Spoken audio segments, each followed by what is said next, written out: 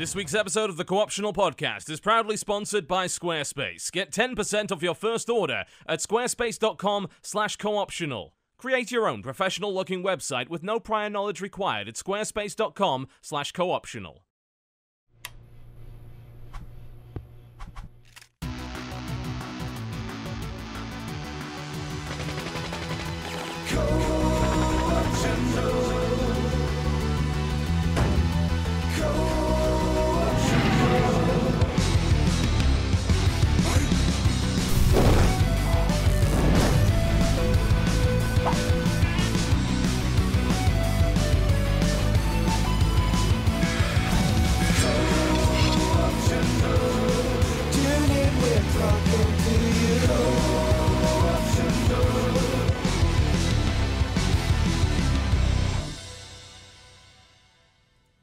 Ladies and gentlemen, welcome to the Co-Optional Podcast for the 11th of August. Yes, it's that day. Yes, 2015 is the year, I believe. Word up. Good. I checked. You're right. Great. Correct. Feeling good about that. That's fantastic. Got that right, so that's a plus. That's a good start, I think. Mm-hmm. No, there's going to be no follow-up to that? No? No one's going to elegantly pick it up from there? No? You know, I've watched our intro many times now. It's very violent. That is a very violent intro. I don't feel like it reflects this. If you judge by the intro, there would be more cats, more guns, more shooting at cats, or cats shooting at you. TB would wear a top hat. I would have ninja powers. Also, I'd have many women around me at all times. Actually, I would say it does. I We are a letdown. We're a massive letdown. To guess at well, that. but we can take the intro and use it as sort of like a metaphor for the sort of conversation that goes on this show. No. You talk about Also, ladies a lot. I talk about No. cats a lot. We act like we want to kill each other often. I think it does, accurately reflect the sort of things that go on this show. All I'm I do the proposing useful is thing. we- I'm battling the dragon in the background while you guys are fucking around elsewhere. Yeah, While we're okay. fighting each other. That's fair, yeah. Because I'm the saying dragon, is- the dragon, No. the dragon is the concept, like the news that we are tackling that day, and you're That's the dragon. like focusing on the dragon, and you're like, yes, we should talk about gaming, we should talk about the industry, and meanwhile, Jesse and I are bitching at each other about things that don't matter. It is the show. I think our intro is That's very fair. accurate. Dodger. It's a little Shut bit of up. a stretch. Yeah. Nobody There's cares. no such thing as a wrong Proving my interpretation. point. My English professor told me that, and I'm sticking to it, damn it. there are stretchier ones. There are less correct ones. Perhaps there's no such thing as a wrong one, but I don't know. Like you might be looking too deep for a metaphor with that dragon there. No, She incorrect. is. No, you're right. Wrong. She Nope. is. Nope, She wrong. is. Looking I'm deep right. for I'm always unnecessary right. metaphors, particularly politically charged ones, is what gaming does best. So we'll be fun. We'll be good. We'll be great. Nailing it every day. It'll be lovely. Our special guest, returning guest, in fact, Mr.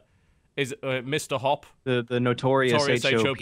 Yes, I Yeah, heard that. yeah. I still have my Twitter avatar as that little drawing a fan made last time I was on here a whole year ago, and I freaking love that thing. It's adorable. Come on the show, you get free shit. It's great. New Twitter avatars. We cannot promise that. We cannot promise Not that. this time, no. That's only for the first time. First sample is free, but outside of that, I don't know. I mean, it'll take something really, really nice to one up the one I got from last time, though. There's the Because challenge. I think, yeah, I don't know if you guys have seen him, but it's basically a little caricature of me with a crown and sunglasses and a cigar and a scarf gracefully flowing in the wind behind. I think that was It's not supposed to bad. be TV. Amazing. Oh I no, I don't no. think so. That would be I'm messing. ridiculous, you know. It's got too much hair to be me. That I can guarantee. Oh, Self-deprecating now I feel humor bad. ingratiates me to the audience. Is that supposed to make you like a likable character? Basically, yes. There was a nice explanation actually. Ricky Gervais wrote this fantastic article about the differences between the American and the English version of The Office and the American English version of humor. And one of the things they describe, which is right on the button for almost every English person I know, is that we heavily use self-deprecation mostly because we're a people that are used to settling for whatever we get and used to expect disappointment. But that self-deprecation also gives us license to rib on other people, usually our friends. So we're allowed to insult our friends. We are being given license to do that because we're also willing to insult ourselves. Whereas Americans, very upbeat, very positive, they are taught from birth that if they work hard enough, they can become the president. Whereas people in the UK, it's like, you get whatever the fuck you get and live with it, and live don't your life, complain. man. Don't complain about You'll never that. be the queen. Absolutely. You'll never be the queen. It comes from the fact that we are a monarchy, obviously. I found out, oh my god, when Sam and I were looking at the newspaper, I found out that because you guys still have a monarchy in place, that technically. anybody who is legally associated with the monarchy, no matter how far removed they are, they get taxpayer dollars as like an allowance just for being part of the monarchy. Yep, and enjoy then that. And then there are articles all over the place that are like, this person, twice removed, got their allowance and blew it going to Ibiza 12 times. Yep, sounds about right. I'm like, what? Stop giving the money. What? Well, no, we accept our lot in life, so we're not going to complain No. too much about that. No. That's Because it could be worse, It could be worse. I've spent enough time with Sam's family to know that y'all complain plenty. Privately, in private. One would never Right. do so in public. That would be completely undignified. Well, wouldn't using self-deprecating humor to make fun of yourself and your friends just be a more passive-aggressive form of complaining?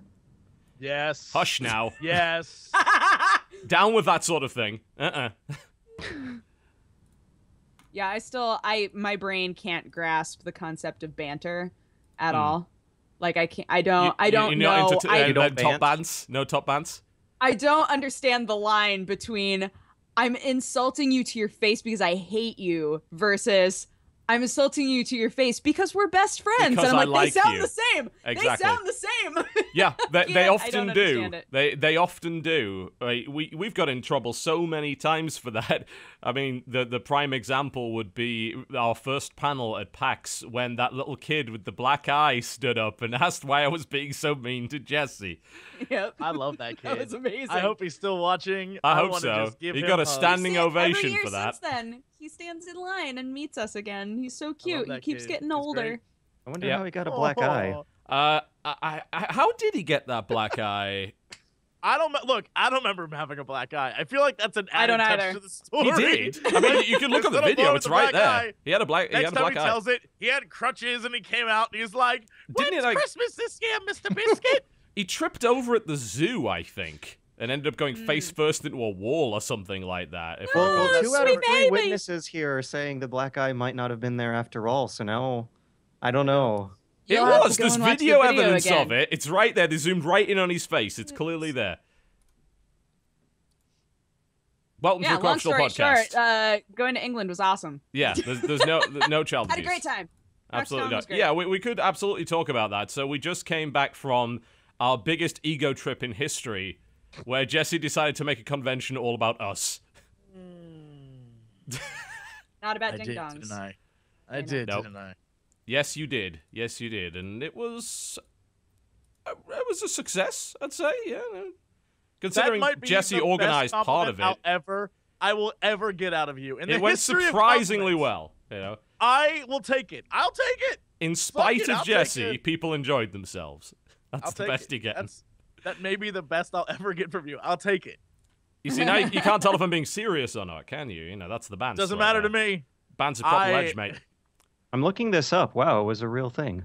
CoxCon, yeah. That was the reaction of a lot of people. It's like, what, you No, really like, fucking did that? Yeah. I've seen tweets about this passing around, and I thought it was just like an inside joke for a dinner party or something you guys were having. It was For a long Wow. time, it was an that inside happened. joke, wasn't It it? was real.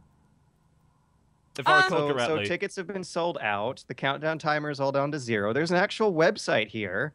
There's a venue, the Telford International Center. How much did that cost?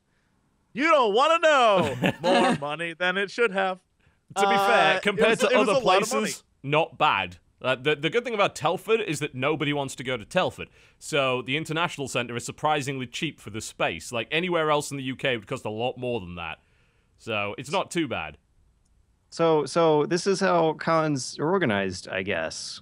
Apparently. You find a venue, make a website, charge tickets. Let's see, Yes. $25. Is that Get a ball Pounds, pit. that's like Oh, 30 pounds, some dollars. right, That's like $35. Thank you very much. I mean, That's a reasonable. it was yet a expensive highly enough to keep the successful riffraff out. convention. how much it costs? Jesse was didn't it? have to go around raising more money in the middle of the con. He didn't have to offer an extra There hour were in the no ball ball pit. pits. No ball pits. No was- ball pits, none whatsoever. Although next year I'm thinking of just buying one of the basement areas just to put in a ball pit for shits and giggles and be like, just a little ball pit, or just a a little tiny really ball pit. lonely ball pit. make sure you guys go to the ball pit, and yeah, include that. That'll be a thing. Oh, I read up on DashCon again afterwards, and I was just like, this is the saddest thing I've ever seen. Oh, I read up on it on the train to Telford. That's all I read for maybe 2.5 hours was DashCon. Like, everything about it. And then I read some dude who was like part of the background of it, and I was like, I now understand why this failed. I get just why. I googled DashCon, and the very first result is a picture of a ball pit. Yeah. loaded with a bunch of sad-looking people sitting around it in a big empty room. You've pretty much just described DashCon in a nutshell. Is it just a big empty room for the ball pit? The And everyone goes. The whole point of it was supposed to be the first Tumblr convention, but it wasn't no. organized by Tumblr, and they had to change their name because Tumblr's like, you can't call it that. We want nothing to do with this. A bunch of people pulled out, and there were some really sketchy claims. Like, there was a claim that the hotel that it was being hosted in was demanding money right then and there, or, like, the rest of the con wouldn't happen. And, like, then people's like, yeah, we've hired hotel, like, convention places before. This is never the case. Like, there's no way they'd ever even let you in the door if you hadn't paid everything up front in the first place. Right. And the worst thing about it was they ended up not so much demanding, begging for, tears and all, money from people on Tumblr and people at the convention, which they got, and they offered in return an extra hour in the ball pit. Unironically. That is not a joke. That was a word that was said by, well, it was a sentence that was said by a human person, we assume. So good. were there few enough people for them to realistically manage No, an extra hour here's- in the ball pit for each of them?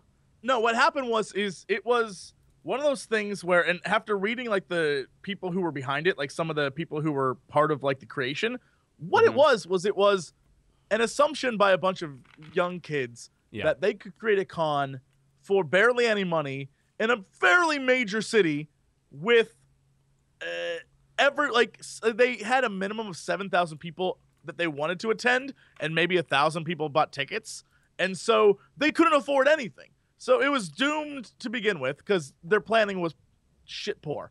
And so I will simply say, we did our planning for my convention. It was like, I'm not even fucking around.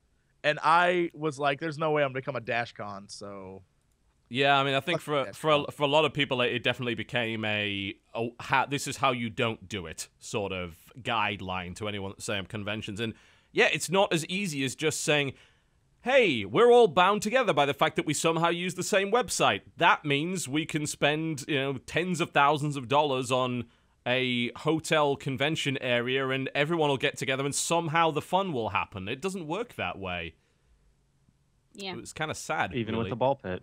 Especially with the ball pit. Apparently someone peed in the ball pit.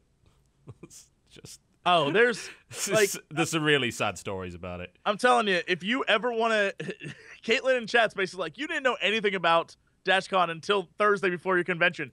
True facts. I had no clue. Then I read for like a whole day about it, and I know. I read some dude's Tumblr page where he was like one of the founding members, and then quit because it was such a catastrophe.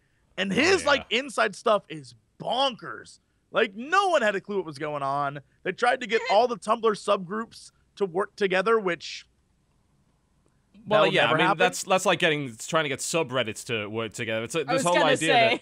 it's this whole idea that, like, a website is, like, this hive mind entity and community, when in reality it's just a large number of disparate shards. And in many cases, that means that, no, you can't, one, define a website's opinion by one particular thing, as much fun as it is to do, and secondly, good luck getting them all to work together. And I mean, that's not, you're not like, hey, so what are your interests? I'm interested in Tumblr. You know, Tumblr isn't a hobby. Tumblr's just a website. It's like saying Google's a hobby. It's not. It's a website you might use a an very element ambiguous platform. Yes, like you can put anything yeah. on Tumblr. Absolutely. And have people following it. Yep, definitely. So it's always weird to hear, hey, this is what Tumblr thinks. It's cool. You can make a off-color joke about it, whatever. But it's not true. It's never true. And for God's sake, most of the people go to Tumblr just to look at porn anyway. So why not? Yep. It's like, what are your interests? Well, I go to Tumblr. For what? Pornography. Great, we're going to have a fantastic they let boobies convention. On there. There Every are. time I look at the tattoo tag, it's just boobies. It's all boobies. There you go. There's your life hack for the day. Every time I type in my name, I get wieners and boobs all the time. All the time on Tumblr. I'm like, well... So you're saying if I want to find boobs on the internet, instead of Googling for it, I should instead get on Tumblr and search for tattoos. Search for tattoos or for JesseCox. Hold on, I'm going to look That's where they've been hiding them all. I'm telling you, there's dicks under my name. Related to TotalBiscuit, WowCrender, and Dodger. Okay, so that's good. That's good. Tumblr knows what's up. Underneath it's probably like, ignore these people. They're evil. I know there's at least one Tumblr page that apparently documents my problematic misdeeds. That's fun.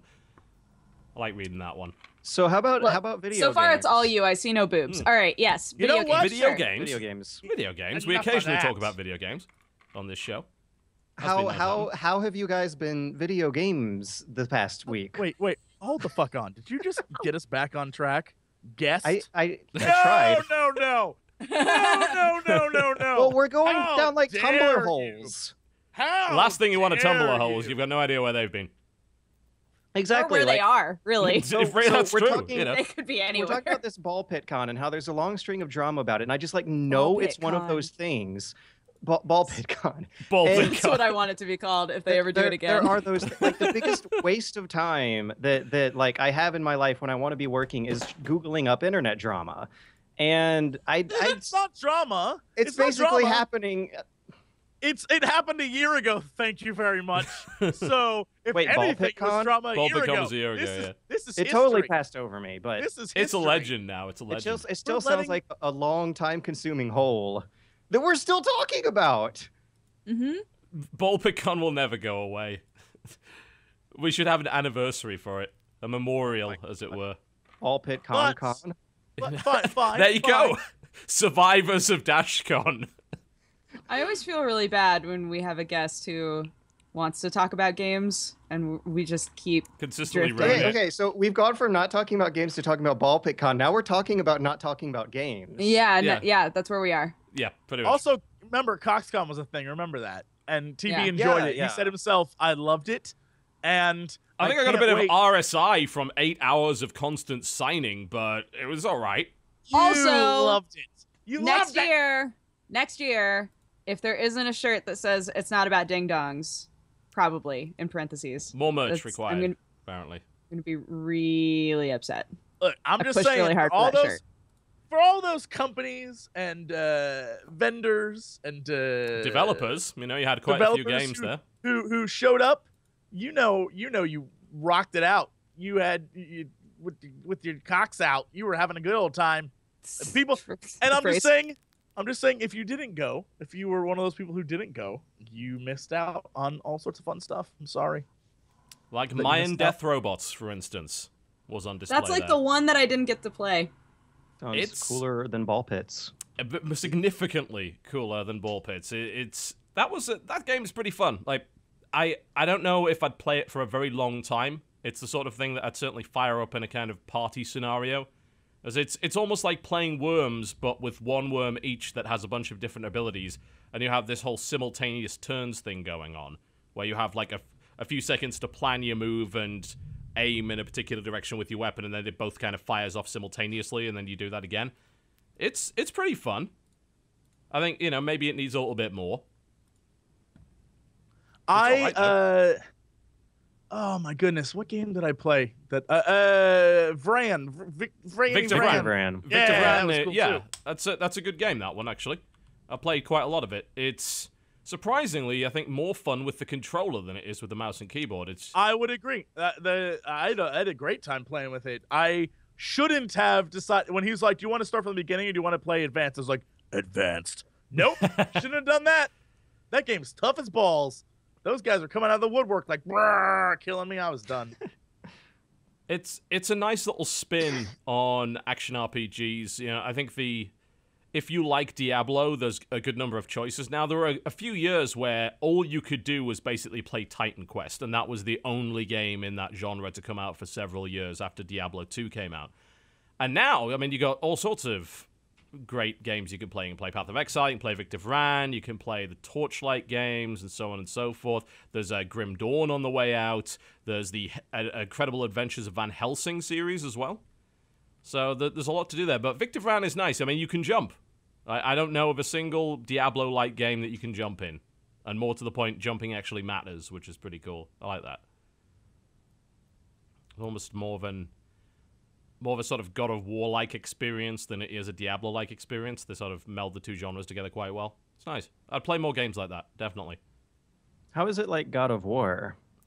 It's just very character action sort of orientated. A lot of, hey, you're going to have to dodge roll in order to get out of the way of these things. You're going to have to counter. A lot of that. Yeah, I mean, there is a dodge roll button, and you have to make frequent use of it. Like, you can't make a build where it's like, I am just tanking. It's like, no.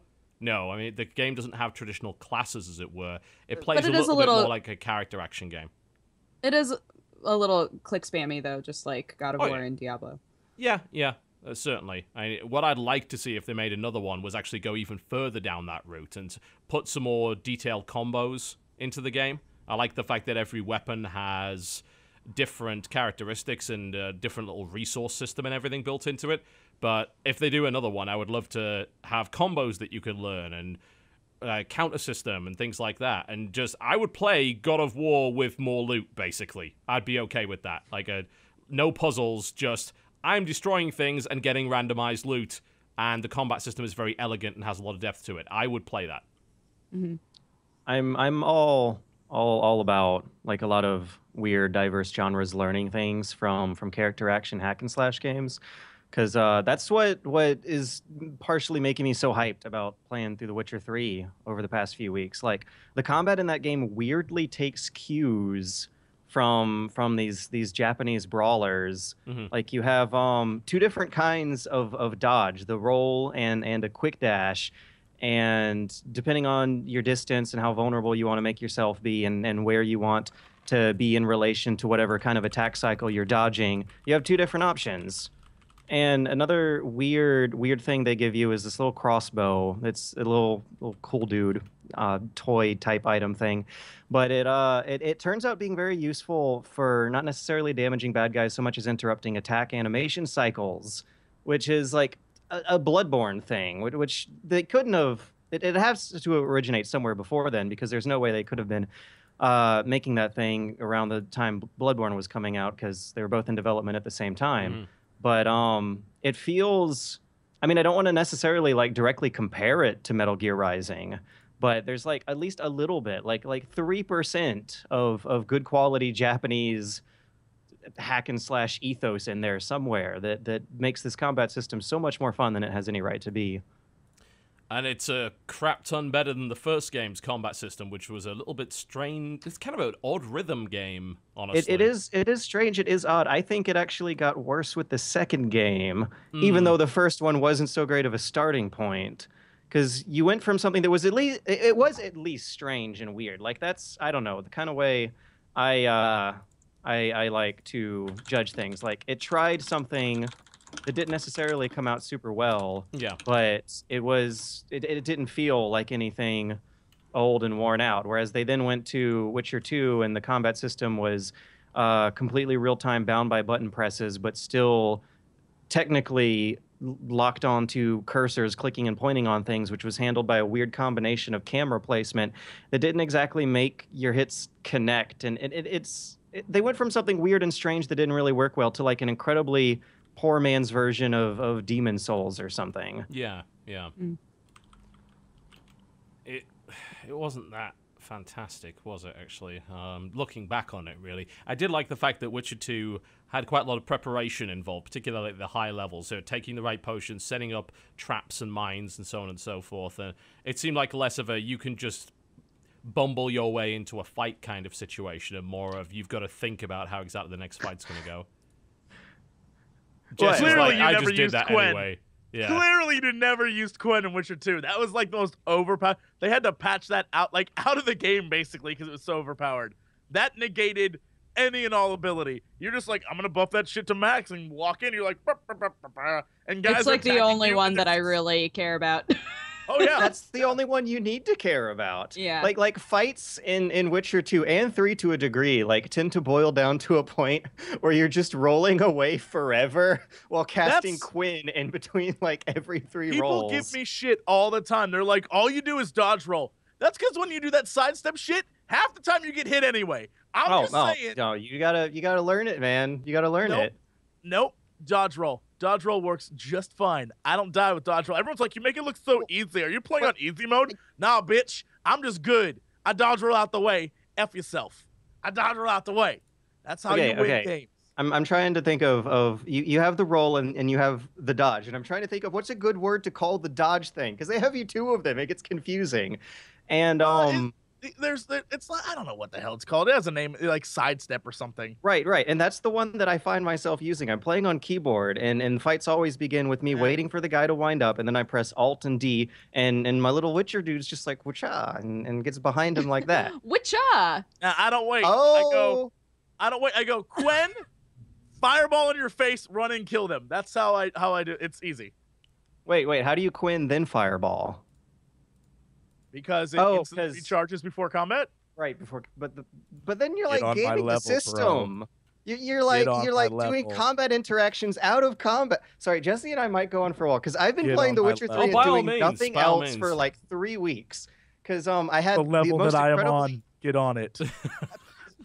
Apparently you don't like to sidestep dodge, so no. But I did a really cool project for a review channel on YouTube. This is like an amazing endeavor to go down, where I'm playing through the whole Witcher series from beginning to end while also reading the books at the same time, which makes all the difference in the world. Suddenly I get the references and the jokes. I know who Dudu is, which made some chapters where we were hanging out with Dudu really fun. And Dudu, anyone? Dudu? Yeah, see, no one knows what Dudu is. Okay, well, I do, but do you? I'm not even at any Dudu chapters. I'm so far behind you in gameplay, clearly. Very, very soon you will encounter a guy named Dudu, and you might giggle at his name, but he is a character in a highly he's a character in a highly entertaining short story from the Witcher books that was about buying and selling stock, because Dudu turns out to be good at that. That sounds hilarious. It is actually like the Witcher stories are really funny. They have a sense of humor that gets transplanted over into games, and that there's nothing weird about that, Dodger. It's just watching TV's life, like his body just filled with joy for like just long enough for his eyes to not look dead, and then they just like crept back into darkness. It was like what the fuck? It was just like you're just like in serious like games, yes, that just like came to life and then just powered down again, and it was very odd. We don't have to keep talking about Dudu if we don't want to. No, I think you should please, continue. Can we talk about Dudu forever? Okay. So I don't necessarily know how much of it I want to spoil for Jess, but Dudu is a character who is some kind of cursed being who has a very interesting curse that gets used in interesting ways. His name is Dudu. His name is Dudu. The man's cursed. in several ways. Fuck. But it ended up getting used to make a very entertaining story about market manipulation in one of the books, and they make jokes about that in games that would just completely have soared over my head if I hadn't read the books. And so I really enjoy being able to play through this thing, really get immersed in, and being able to like raise my finger and be like, oh, I know who that is. I know who that Dudu is. Dudu. Man's name is Dudu. I like how we're getting a story about Dudu. Story about Dudu. I mean, you have to be quite the person in order to accept and sort of take on the challenge of being called Dudu your entire life. I think that's something you've got to own and bring I it think that's something that's into chosen yourself. for you, that just like never leaves, and then you slowly accept it. Oh, so like being an Englishman then. Perfect. I Just understand. in general. So, Yeah, so just in other just words, that, yeah. Things at that thrust point- upon you, and you just okay. It's like, okay, sure. you've already begun self-deprecating when you have accepted that your name is Dudu. True. Someone in chat says Dudu is a totally legit Polish name, in which case, ha! Ah! Wow, it turns out we're a bunch of horrible people who have been making fun of Yes. traditional legit Polish names. Here's the It's thing. not a name here. It is not a It's name not a here. name. It's It's not a synonymous name with here. poop. Just so everybody's caught up. Yeah, just so you're aware, we're talking Locally about known poop. as Dudu. This entire conversation has been about poop. And if you're from Poland and your name is Dudu, you're poop. You are basically, I've never Wow. called anyone shit, but Jeez. you are Okay. shit. Okay, that's a bit, But a bit I- too far. There. Yeah. Nope. Man, video games Nope. are they're fun to Nope. talk about, right? You heard what the BunnyHopShow man said. Your name is shit. And if you Okay, okay. I'm sorry, what? No. Huh? Okay, Dodger reported it from Twitch. We're hearing like through secondhand sources here that this Twitch chat is saying that in Poland Dudu is a legitimate name. So I'm gonna They Google could be real quickly. lying. They could actually right, be lying. Dudu It's possible. name Yeah, origin. Google it. Yep, Someone's what does already it mean? Googled this. What? What? I can't say I'm that surprised. I thought you like had typed it and then Google like auto finished and you just refused to press enter. Like, no, I can't. Oh, I can't it's see it's it all, straight. it's a Hebrew name as well, actually. Really, What the thing I shit? googled said it was Literally? Portuguese. No, Dudu's real, you guys. Oh my gosh. I apologize to all the doo-doos in Yeah, the it world. does because say- you could never come to America. Yeah. But another it's a site nickname for says David, Hebrew. apparently, in Hebrew. And it says it's unisex. The first Google result says it's masculine. There are women named Dudu. Oh. According to this Oh my allhebrewnames.com, 79% of the users of Dudu are male, and 21% of the users of Dudu are female. So I Oh suppose my it, god, I'm to some changing my degree name unisex. today. I have to leave this podcast. There's a soccer player named Dudu. Eduardo de Silva. His name Dudu. His nickname's So, okay. Dudu. That's because he plays like shit. You're shit, That must be Eduardo. why it's Portuguese. Just because he's named Dudu doesn't mean he's Dudu. Well, it does, but it doesn't mean he's. Okay. Does he? Well. Okay. he do. You do. Oh dear. Changing my name to Doo-Doo. There's a I need character you named all Dudu in The To Witcher respect who's a this funny decision and call me character. Doo-Doo for the rest of the show. Yeah, but You can according to Google him, it. Witcher 3 is an Yeah, alright yeah. video game. So, So it's okay, I guess. I'm having the time of my life. I can tell. Yeah, I'm really Especially excited. now. You thought you were going to talk about games. Get out. No. I really So really cute. loved. I He's really been loved on here before. He slipping down the knows. Dudu slide. But, Yes. but yeah, Can you get a there's- fast pass for the Dudu slide, or are you just gonna wait in line? There's fun references. There's also this fun dynamic where the game spoils things in the book that I'm reading at the same time. Like, I don't know, Jesse, have you gotten past White Orchard and started running around Velen? Yeah. Yeah. Okay. Cool. You find out that that Ciri is the Oh, Emperor's daughter. hang on. Well, There's this is like an hour into the game spoiler. Screw it. I'm putting this right. The spoiler alert Oh is my up on the God. Oh screen. my It's God. fine. Okay, Put the spoiler alert on the screen. It's fine. Now you can. I talk guess. about I it. guess some people. Where the would- hell did? where's Okay. he gone? So, anyways, Where- did you just what- have enough of our doo-doo? where'd he go? Giving him too much. Where- So okay. Anyways, I have a feeling he's TotalBiscuit. bringing back He's something. singing. He's out there singing right now. What? I hear that. Why? Why is he doing that? there we go. So okay, you know how you find out that Ciri is Emperor Amir's daughter, and it turns out that in one of the original short stories from the very first anthology, there's a guy named Urchin, who turns out to be another cursed monster being Not that even a ends real up name. mate, it's like spelled weird. It's like spelled Urchion. But he ends up becoming Ciri's father, but you don't find out that Urchin was also Emperor Amir until you play the game, and all of a sudden it like retroactively spoils all of the stuff I was reading. Like Revelations at the very end of the book I was reading ended up getting spoiled an hour into this game. I didn't get to the part where Emperor Emir was Ciri's father, and I was just like, wow, here's thanks. the good part. Here's the good part. The game will definitely not spoil for you the fact that Emir wants to bang his daughter. So there you go. That's for you. Wait, no, that doesn't happen. Of course it doesn't happen, because that's what he wants to do. She has the like bloodline, and he wants to get some of that bloodline, yo. No, That's definitely his plan. That's definitely his plan in the books, not in the game. Okay. Definitely his plan. I don't think I've revealed too much about Dudu and what happens later on, but no. Well, now I revealed that a creepy old man wants to bang his daughter, so there you go. That's not that in your brain hole now. Welcome, everybody.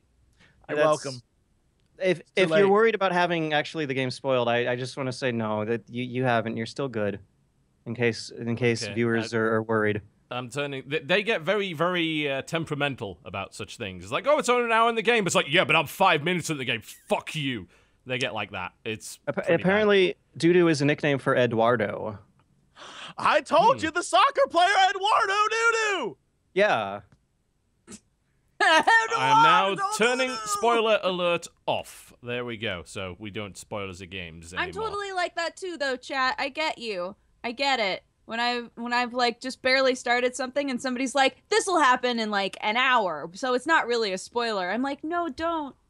I wonder what the statute of limitations is on that. I mean, not only for how long are you allowed to, how long do you not have to talk about something until it's kind of no longer a spoiler, or also known as the I am your father rule, or more to the point, how far can you talk about into a game or a movie or something before it becomes a spoiler? Like, is something in the first minute a spoiler? Is there like an arbitrary limit on that? I think that everybody feels differently about it, but you can very easily argue somebody down, right? Like, when I was in college, I still had never seen Star Wars, and how does that happen?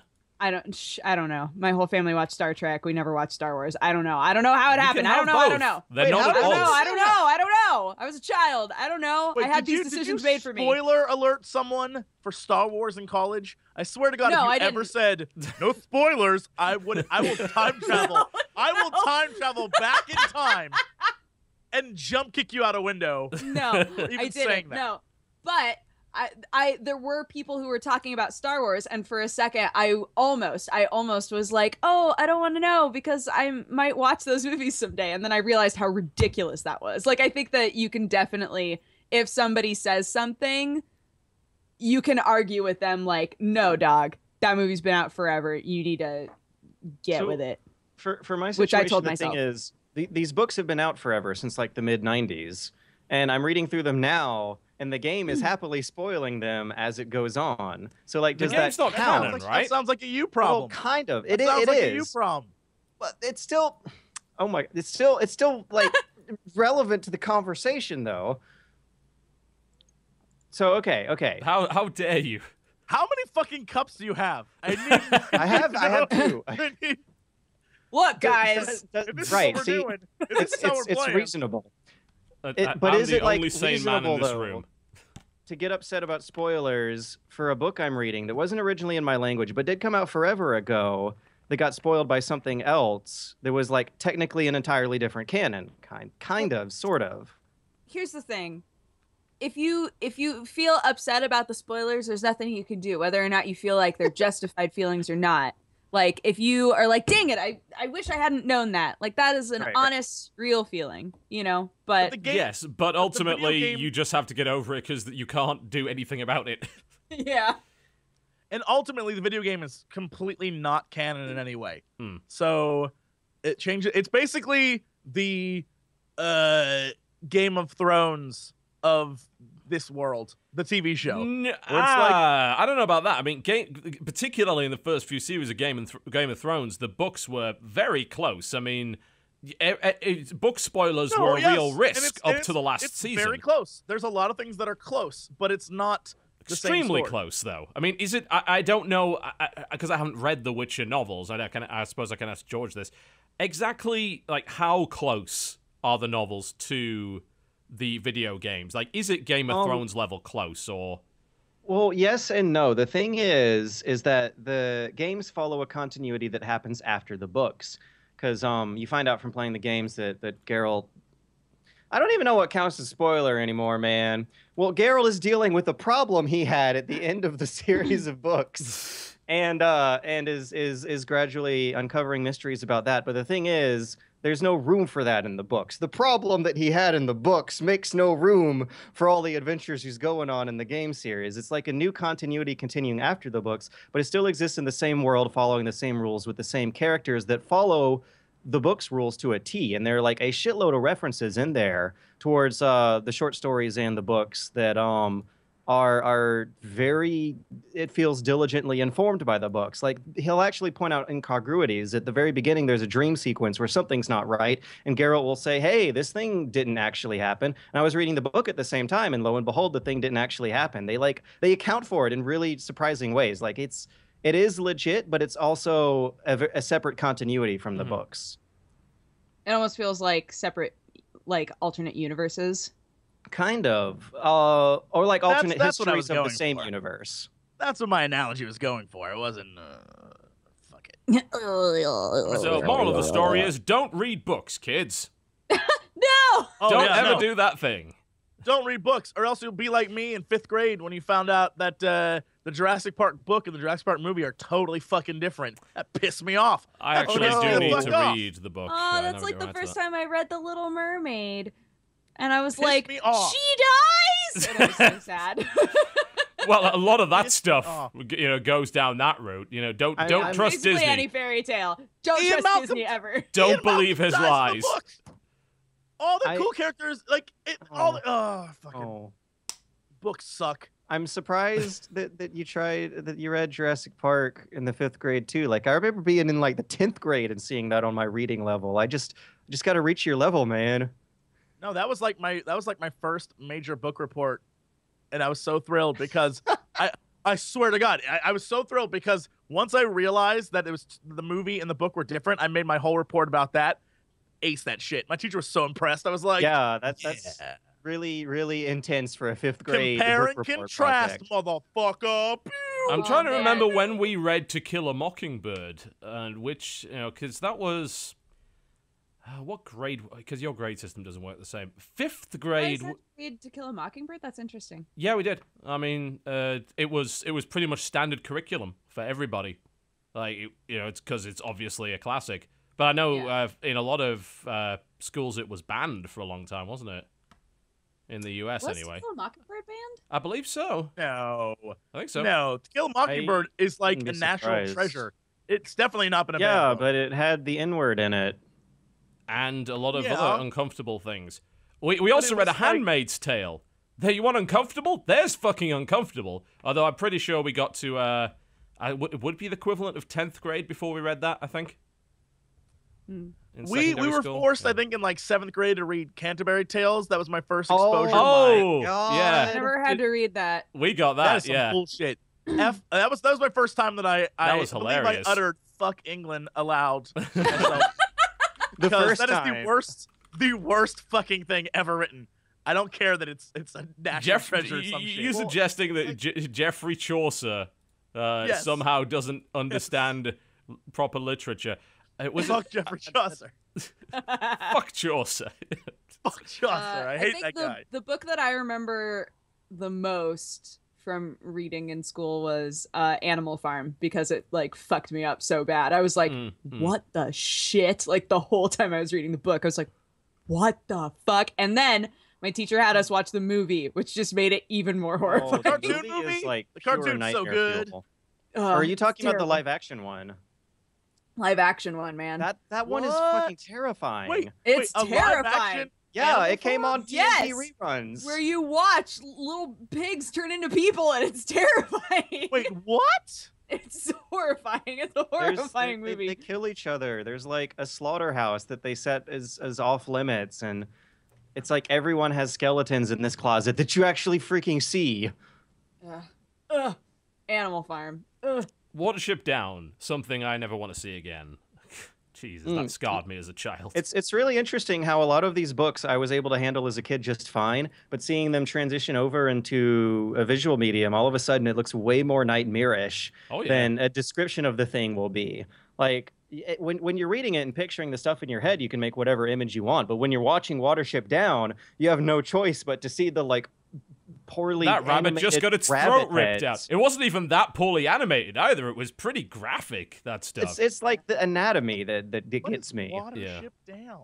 It's a cute you book don't know what about Watership... rabbits that go on an Yeah, adventure. it's a little bunny book. It's great. A little bunny book. Yeah. Jesse, don't worry about it. You don't It's need like, to it's like look the it up. animals at Farthing Wood. You know, it's It's a totally really, fine. it's a really sweet story. You'll love it. You read Jurassic Park in the 5th grade. You can handle it. Yeah, I don't know about that. I don't know if I could handle Watership Down these days. You know, I think as a kid I had more mental fortitude than I do now. The thing I think I'm most impressed though is that like they gave you Canterbury Tales at 7th grade because that shit like that's barely counts as English. I went to one of them I went to one of them like fancy schools where they made you educated. Oh, okay. It's true. I didn't hit those Canterbury Tales until a few years Oh, they later. made us read all sorts of garbage that I didn't want to read. Nethmeek, they actually made us read this out, if I recall correctly. Oh, A in Fred, we had Nithmite to read they the Beowulf. stuttered hold, in which that they were bounden unto me, ye wot well, I mean of this party. As help me God, I laugh when I think, how piteously a night I made them swink. Which I'm pretty sure was about fucking. In fact, it was. Wait, what? It absolutely was. Yeah, it was. It was How from did you get that? because that's from the Wife of Bath, which for the most part She was fucks everyone. Yeah. well, I mean, it was the Wife of Bath was crazy. I mean, it was a critique on anti-feminist writings of the time in many ways. Like, it was one of the most progressive things that anyone had ever written at the time, because it's this sort of worldly woman who is traveling along with all of these sort of men of the cloth and sort of upright sort of individuals, and she's shocking them all by telling these tales of, you know, real life, essentially, as a woman. And it's filthy. It is absolutely filthy. And yes, we got to read that out loud in class. That was fun. Jesus. I always liked the Scarlet Letter. I like when we got to read plays in class because I'd always want to be like, I'd be like, I'm so glad I avoided that one. oh, those are great. The Scarlet We Letter. did Romeo and Scarlet Juliet. Letter is great. That was Mm, fun. Shakespeare was the most fun part of English class, though. Oh, yeah. Yeah. Because we- you got to Oh, see God, the not movie for where you me. got to look at Romeo's butt. Oh, that one. Oh, that was the We got to watch that Roman movie in class, Polanski too. version, was it? Mm. Yeah, because we got to see the Roman Polanski version and the new one, which they showed with, like, yeah, was Leonardo DiCaprio? yeah, in it? Leonardo DiCaprio. And were they one. in like South Side LA? I believe so. Yeah, having Yes. a gang war. yeah. Yes, I we watched like- that one with my dad, and that's actually pretty fun. It's 'cause not they awful. Still, like, they Yeah. speak in Shakespeare, but are like gangbanging around the streets of LA. Yeah. And the director's like they know how ridiculous it is. They have fun with it. But they did it so anyway. so that's Yeah. okay in my book. Yeah, we I always did prefer- Othello, Hamlet, Twelfth Night, and Macbeth as well. I liked were all great. Tempest. Oh, my- Tempest. Yes. Because a character, and this always amused me. I don't remember when. I must have been very young because this, to this day, still is my favorite line from anything. When the guy is like, he's like, a thrice double ass am I, which is just a great fucking line. A man, That's the right stuff. a thrice double ass am I. What does that even mean? That is like three. Is that a 3 times? Yeah. Yeah, he's a 6-timed ass. Well, Thrice double ass am recent I. material analysis on pipes that were dug up from Mr. Shakespeare's residence indicates essence of cannabis found in there. So that would be why that Shocked. line exists, I imagine. Or maybe some kids just like to smoke around and What, and Shakespeare's great, but- buried carbon-dated 700-year-old pipes in there? I don't know. It could happen. That's a fucking prank. Yeah, it's going to pop up on Everybody say- YouTube, and then there's just going to be World Star Hip Hop underneath it right there.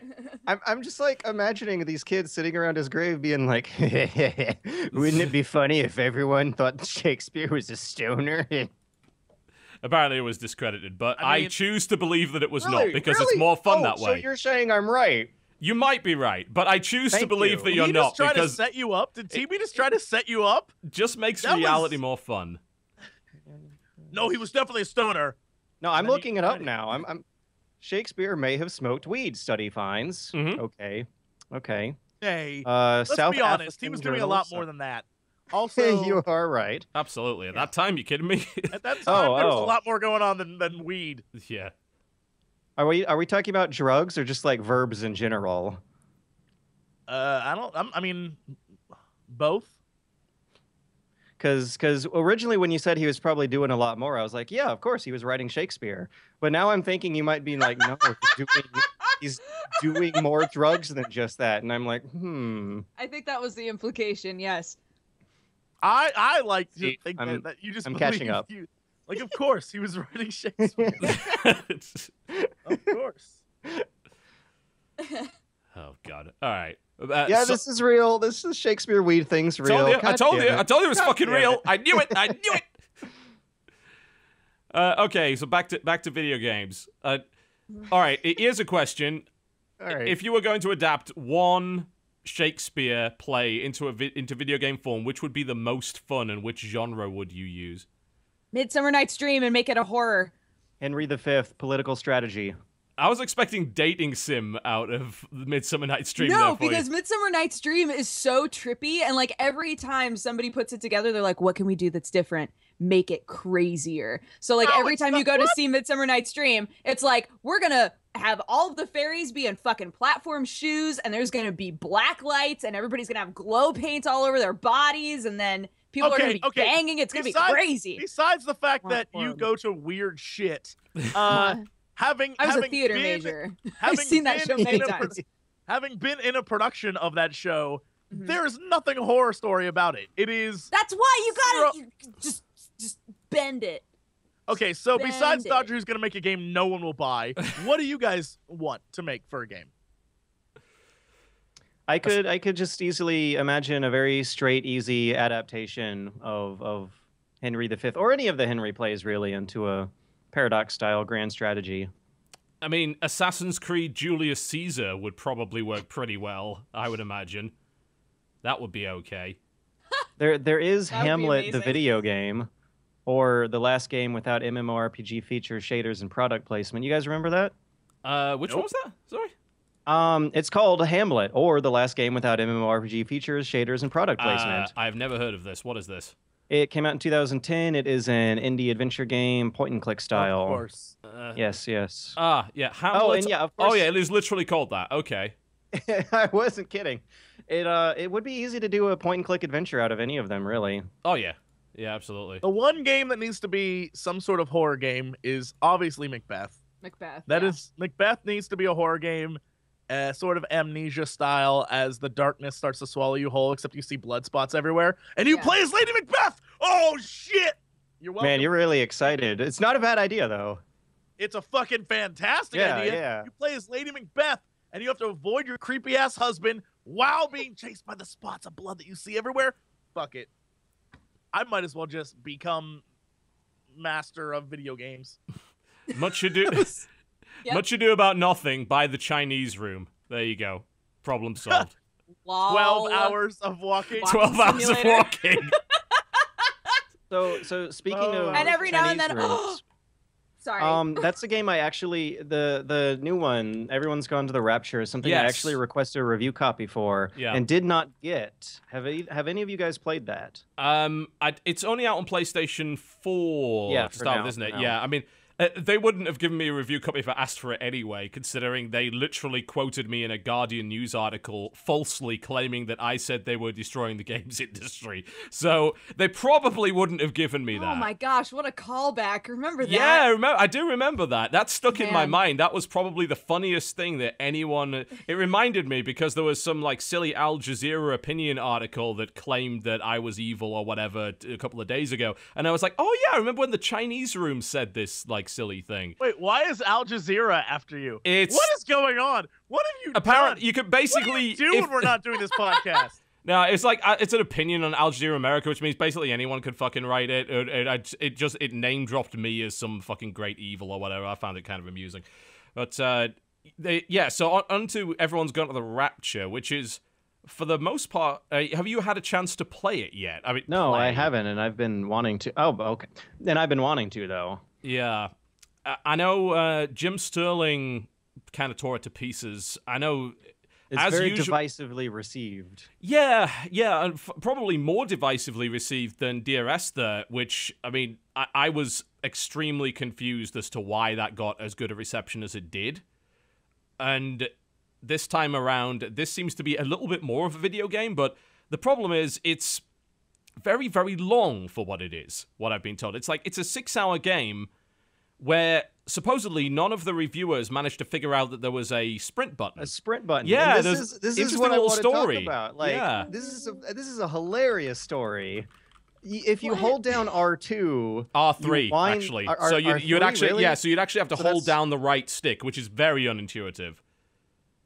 There's that's even easier. No, it's R2. It's and R2. You can't reboot. You can't reboot. Oh, is it R2? Yeah, you might be able to. Like, maybe if you go into the options, you see a prompt to rebind R2 to something else. Okay. But in game, you don't get a pop-up for your sprint button being at R2. And also, to activate your sprint, you have to hold it down for a second for your character to wind up to it. It's actually a few seconds. Like, you gradually increase in speed, basically. I'm so interested in actually playing this because I want to see how long it actually is. Like, are we, because 1 second is already like a pretty long enough time to get a response from pressing a button on a controller. 3 seconds is like complete overkill.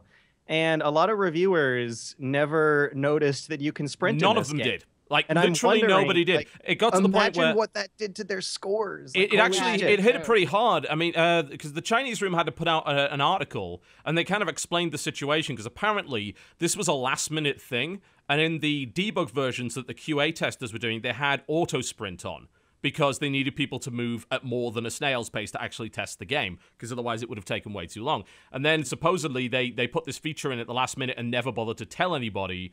And since it was an unintuitive feature, everyone played through the game walking at a snail's pace, and the game got frequently criticized as a result of it being too slow. For being too slow and perhaps too long. That might fold into it.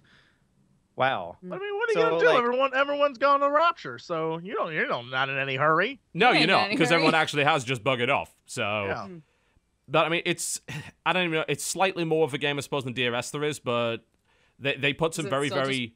Walking? It is still walking. Like, it's walking, seeing things, and there's this little element apparently with the DualShock 4 where you have to sort of tilt it a little bit to focus in on something. Nope, I'm out. Yeah, I give up. I mean, Jim was not a fan of it. He's like, yeah, great visuals, incredible soundtrack.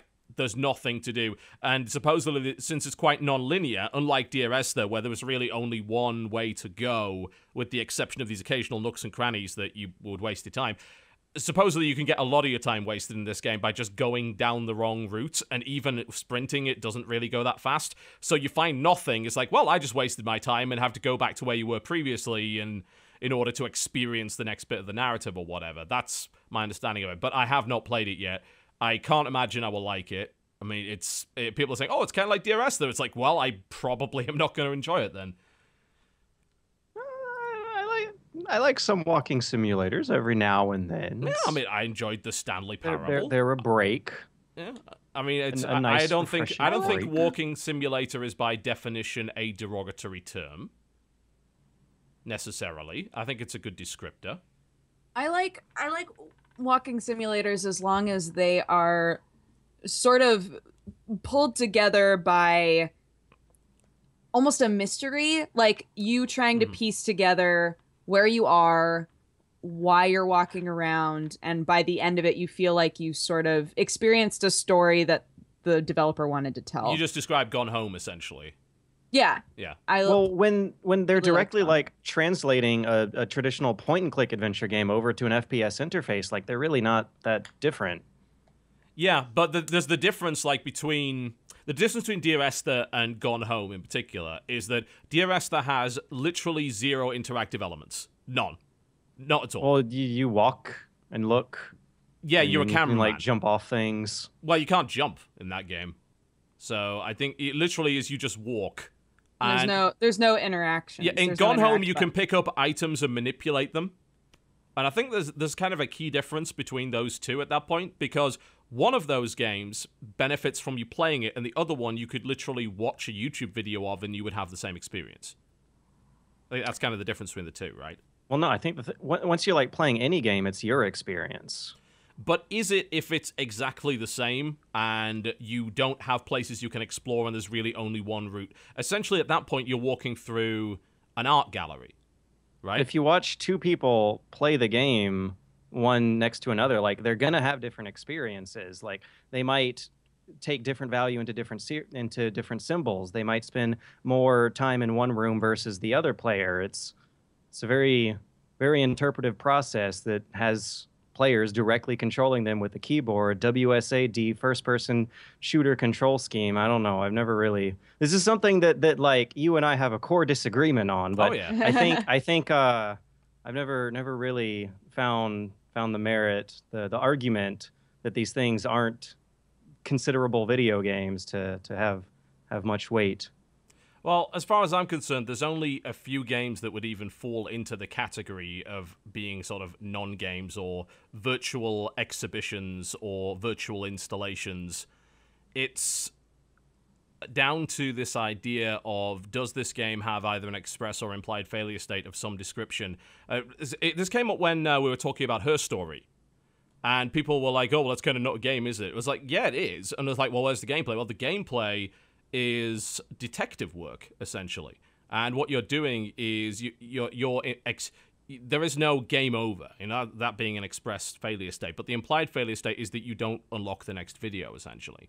And in a lot of point-and-click adventures, it's the same situation. Yeah, the implied failure state. You cannot die in die. Grim Fandango or Monkey Island. No, of course not. You can just not figure out the puzzle bad enough to not get to the next cutscene, but you don't die. And that definition is deliberately so wide that there are actually so few games that fall outside of it.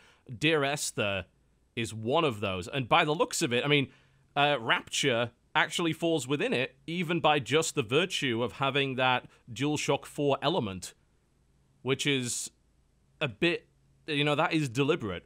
For me, Dear Esther is one of a very, very, very tiny selection of titles, which is like, I really do believe I could experience this in the same way, or maybe even in a more enjoyable way, by literally just watching this on YouTube. I mean, your point about spending more time in different rooms would make sense, I think, if Dear Esther had different rooms. And, I mean, it kind of doesn't. And with Gone Home, you spend time looking around a room, and there are objects to look at, and maybe you pick up a different object because you're more interested in it, but there's nothing to pick up within Dear Esther. Like, there's no barrier to progression at any point. There was a branch I totally missed my first time playing it back when it was a Half-Life mod. You start out in front of a shack, and then there's a path that goes down a cliff and leads to a dead end, and then a path that leads to the rest of the game. Or area, whatever you want to call it. Yeah, I think I walked down that dead end, but there's nothing there. Right, there is nothing there, but I mean, that's still like... And I'm not saying that this, like, is good. I don't know. I just can't imagine there being a council of video game classifications that require there be multiple rooms and paths enough to a certain degree for... No, absolutely not. But ultimately, it gets down to the idea of, can you make something, as long as it's computer generated and that you can interact with to some degree, is it a video game at that point? Is that like the basic baseline of what a video game has to be, or is there something a little bit more to it than that? Is I think it wasn't in Encarta. I think it was on one of these really old sort of educational discs. It might have been on a version of Encarta, that encyclopedia that Microsoft used to do, where it wasn't Mind Maze, because that was definitely a video game. I was thinking Mind Maze. I was hoping you were going to talk about Mind Maze. Nope. Mind Maze was incredible. Holy shit, that was great for its time. Anyway, I should play Mind Maze again. Holds up, actually. I had a lot of fun a few nights of that back playing Mind Maze with friends. Mind Maze was kind of great. But there was another thing, and maybe it was a different encyclopedia program, which was literally just you can move around in 3D, but you're moving through what is essentially an art exhibit. And yes, you could take a different path and look at different parts of the exhibit, but that was the essence of the game. And at that point, was it a game? Is the software that you're loading up and executing on your computer built for recreation or for work? Well, I think in the case of Encarta and that particular thing, you could argue that it's neither. Okay, I don't know. I mean, people go to art galleries for recreation unless they have to work there or are in the business somehow. Or they go there to be educated as well. They go for educational reasons, so school trips in particular. Is it for recreation? Yeah, I kind of get that, but not. Is everything that is done recreationally a game? Well, no, it's not. I feel like we're having a right brain, left brain argument. Where Me TB's, too. Oh, yeah, totally. TB's like, Totally agree with that. Where TB's like, well, here's the technical reasons, and then Hop's like, no, it's about the feelings and the emotions and what you're doing and the fun. The experience. It's two separate things, and I feel like Hop's right in the fact that it's very art gallery-esque. Everyone who goes in is going to see something different and experience something different. And yeah, you could play the same game and two people could have two different experiences. But also, I think TB's right in the fact that there's a delineation between what is, a solid like game and what is an experience.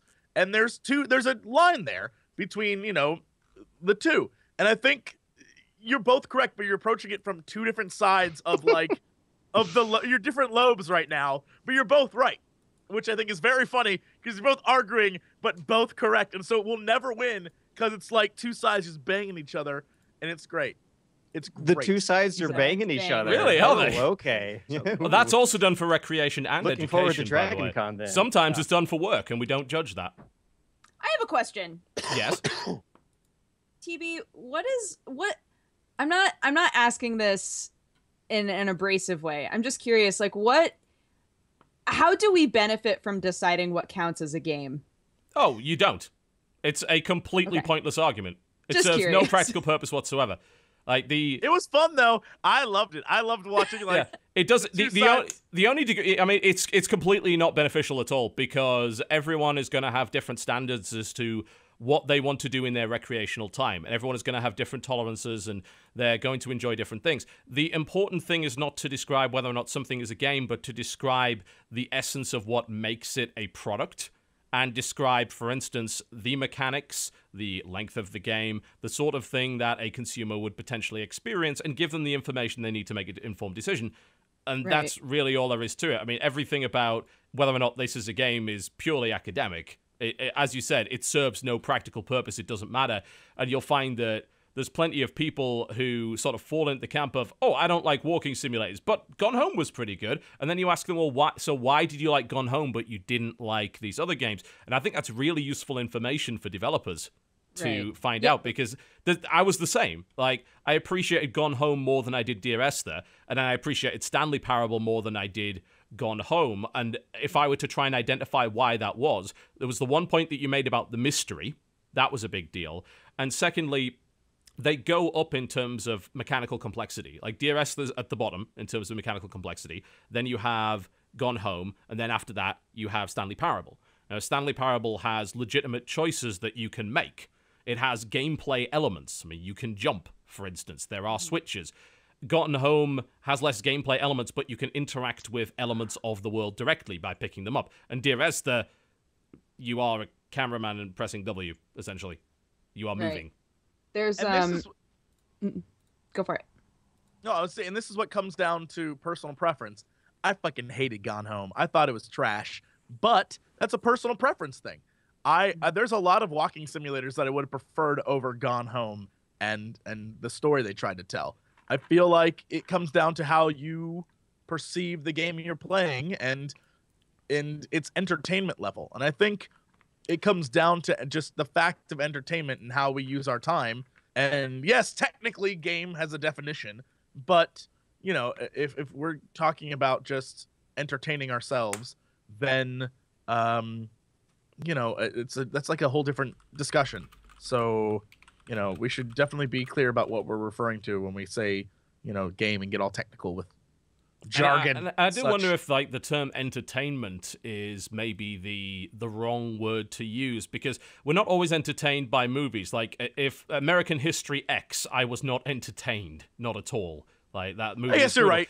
But that's a fantastic movie, though. Yeah, but and then but it's not entertaining. Yeah, I mean, what the word that I like to use is compelling. I think that forms of media must be compelling in some way, so they compel me to feel something.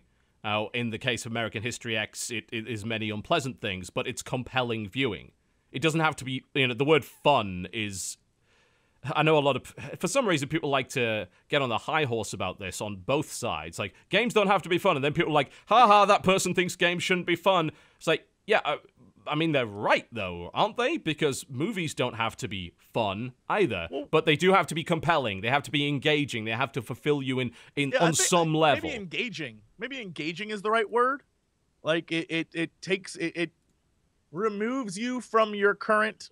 reality. I don't know. Yeah, like to some degree, that's true, and then I was isn't like, it? that sounds stupid. But yeah. No, that doesn't sound stupid at all. This conversation has made me... There's a game that I played. It's free to play. It's called The Static Speaks My Name. Oh, that just came out, didn't it? It literally just came out. It's like 10 minutes long, maybe. And it's totally that sort of a game where it's like you wake up, the game... I'm not going to tell you guys much about it because I'll pop it's literally only... Spoiler alert is up. If Okay. people want to experience this, I mean, they might be more likely to experience it just because you tell them about it. You'd be surprised. But spoiler alert is up for this. It's so short, like I can't really but just baby girl, just it's talk. a game. Just do it. We've got the spoiler alert up. People can mute if they don't want it. I've already looked up a video. It's a game where you wake up and it gives you objectives, right? It's like you've woken up, go to the bathroom, go make yourself food. And within those 10 minutes, you're like sort of exposed to the apartment that you live in, and you see lots of things that give you an idea of sort of your mental state.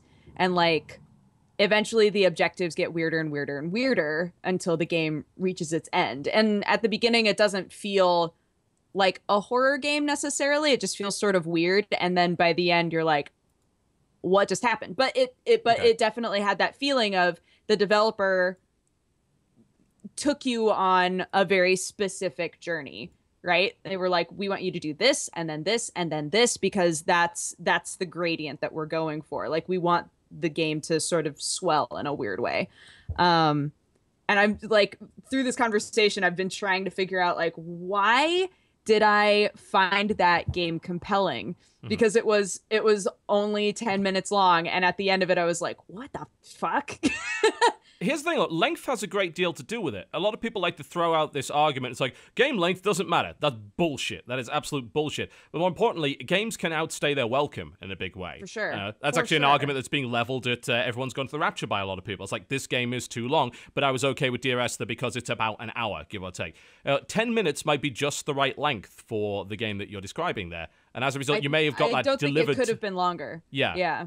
It's like, I don't think I would have wanted Brothers: A Tale of Two Sons to drag on for more than 2.5 hours. I think that was just the right length. The pacing was correct for the story they were looking to tell.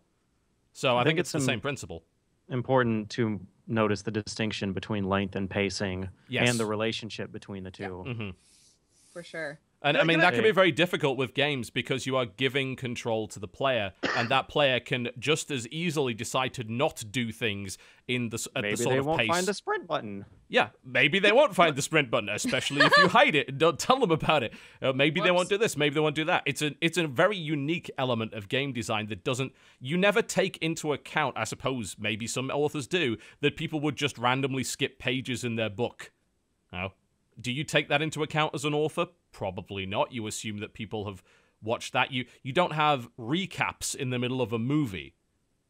You do it in television because that's a medium where often it's episodic, so you have to wait a week. You may have forgotten what happened, or you may have missed an episode. That doesn't really happen in a movie, though. They do. It's different. You're right that, like, technically, spoiler alert is going off. They don't have. There we go. Like in technical terms, they don't have recaps in movies, but they do constantly use callbacks in the form of, like, a flashback to the beginning of the movie, or a voiceover of something a character said at the beginning of the movie. True. Or, like, so it's definitely used. But I have a huge question, because I want to go back to what you were talking about length versus quality. Now that Hop's here, and we have a different view on stuff, I'm very curious.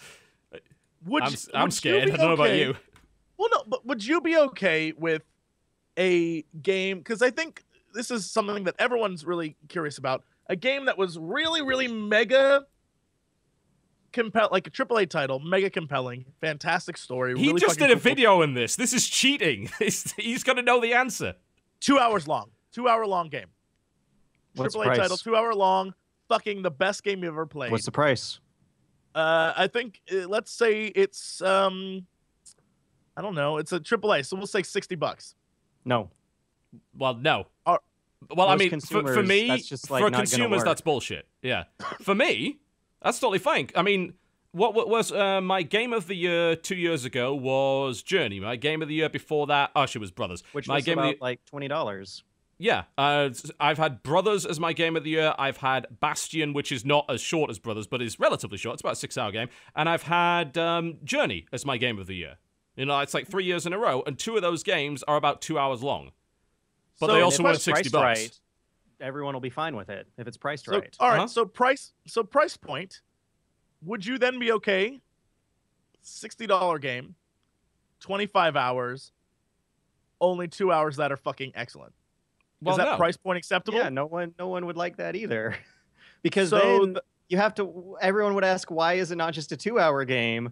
And then why not just sell it as a $20 2-hour game? Yeah, it's too much I don't know. filler You've at that all of a point. sudden gone from a product that might be very well paced but not very valuable to a product that is very more valuable but much lower, poorly or paced. Wow, I just like completely verbed all over the place. The But you get it, right? quality-quantity ratio goes to hell at that point. You're looking for how much killer versus how much filler.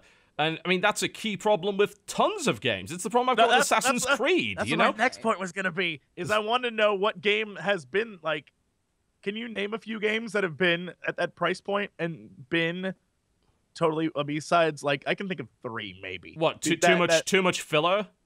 Yeah, No, most, I that's- feel Most like, open world problem. games by Ubisoft, I think, qualify. I feel like currently most games are all filler and maybe a little bit of story. And that's why I keep being like, I'd rather you make a smaller game that has a great story and a Oh, lot yeah, of fucking I've made this stuff. That argument. way, it also won't take like an entire work week to play through. Exactly. And I love shorter games because I don't have as much time. I like to experience as many games as possible. So if this game comes along and says, this is a 100-hour game, I'm actually less likely to play it. I would like a satisfying, fulfilling experience. is this why you haven't given The Witcher 3 a shot? I haven't given The Witcher 3 a shot because I have an inherent conflict of interest because I'm sponsored by CD Well, Projekt. what if you but played it on your own time? it's actually the same reason why I just don't play a lot of RPGs. Like, I just don't feel like I have the time. Like, Pillars of Eternity, Yeah. like, the few hours I played of it, I absolutely fucking loved it, you know? But I could never finish that game. You know, I played For a Witcher decent amount of 3 it, but I felt like I barely scratched the surface.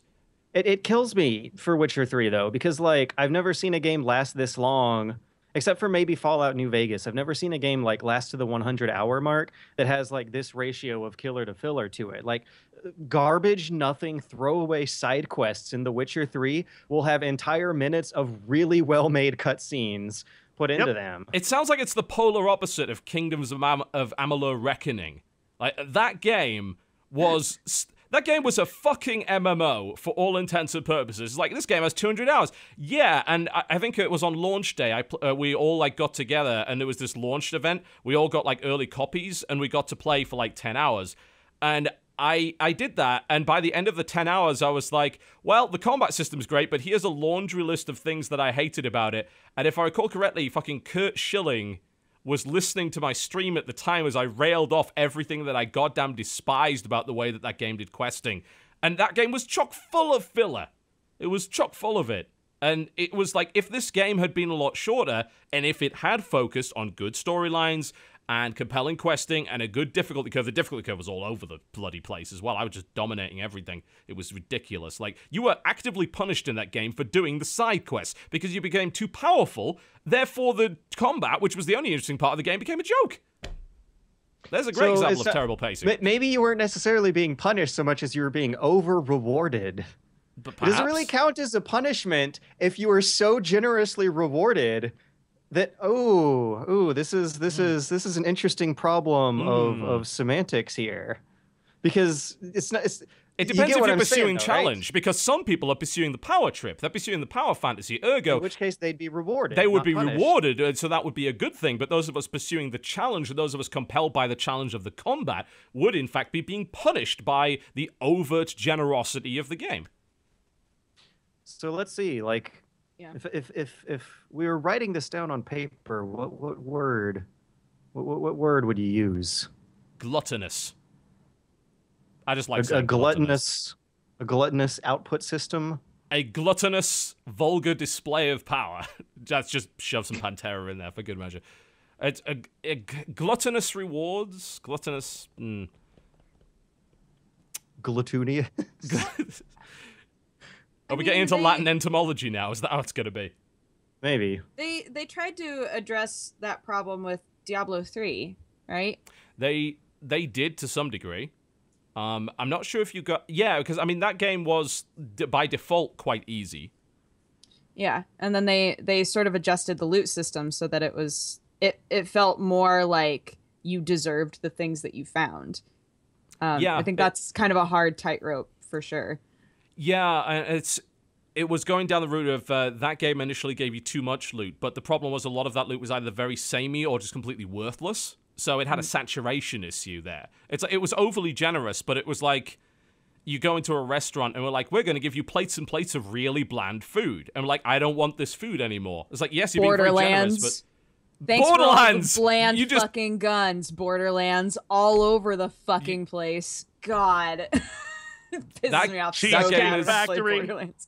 Thanks for all the bland food, Cheesecake Factory. Nailed 'em. Borderlands is the Cheesecake Factory of video It's games. the Borderlands of food. Sickly Right there in sweet, the name. overpriced, and just too much literally bland just food. coming off of a conveyor line. Right in front of your table. No, sushi. Conveyor belt food. Sushi. So it's not like The Witcher 3 doesn't have this problem, though. Like, even in The Witcher 3, when they try really hard to have all that killer, they still have these, the loot caches, which is always, like, such an easy out to put something there on your map somewhere.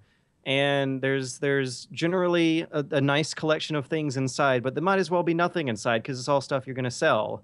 They might as well just give you gold because that means less clicks, right? Right. There's not a lot of things to be had from exploring a lot of the dots on the maps, but at the same time, they still have a lot of... Like, at least they go the extra step, and it's not perfect, I would agree, but I think they go the extra step of trying to tie it all in together with a story of some level. Mhm. So sometimes you'll find a note that leads to another thing, that tells you, yeah. like, why it's there, or there's an overall, like, story reason. But, yeah, but it's also, like, a trope of RPGs. Of course there's going to be a chest in the middle of this dungeon. Why? Fuck it, there's a chest in the middle of a dungeon. Doesn't matter. It's always been that way since the first RPG. So what the hell do we care? They like, try... Sometimes they don't. I think my favorite one is a chest in the middle of nowhere by the side of the road in Velen that has a giant bug guarding it, and there's no explanation why. There's just nothing inside, but it's a dot on the map, just another one on the list. Can I go pee soon? Yes. Well, let's take a break. That sounds like a good idea. I thought you were saluting the fallen, but like, okay, we should show our respect. All right. Well, speaking of showing our respect, Squarespace, they give us money. Please buy their products. Subscribe to their services. We're gonna give you an ad now, and hopefully you'll find it amusing and compelling enough to sign up at squarespace.com. Compelling, you see? Not fun, It may even be compelling. entertaining. It may be, you know? It may be Unlike fulfilling. that piece of shit Borderlands. Unlike Borderlands. Unlike Cheesecake Factory. Yeah. Damn it. Yeah. Squarespace.com. At least it's not Cheesecake Factory. We'll be right back after these short messages. Don't go anywhere, please. Jesse, I'm going to need you to do those lines for the Squarespace ad this week. If you can just give me a couple more takes on line 7. Bit more emotion this time. Wait, what's wrong? Yeah, I think I made a mistake moving into this office with Dodger and Gerard. Oh, don't tell me it's going wrong already. Okay, let me break this down for you. Gerard is like some kind of game-playing death robot. He literally drains the soul from a game until there's nothing remaining, and I'm afraid once he runs out of games, I'll be next. Well, I do see how that could be a Oh, problem. and don't even get me started on Dodger. You thought she was annoying normally? Just wait till you've shared an office with her. Last week I went to get my lunch out of the fridge. It was full of mugs. Nothing but mugs. She refrigerated them. Apparently, they need to be climate controlled. When I demanded she remove them, she called me a tsundere and locked her door. Well, this all seems very unpleasant. Tell me, have you considered Squarespace?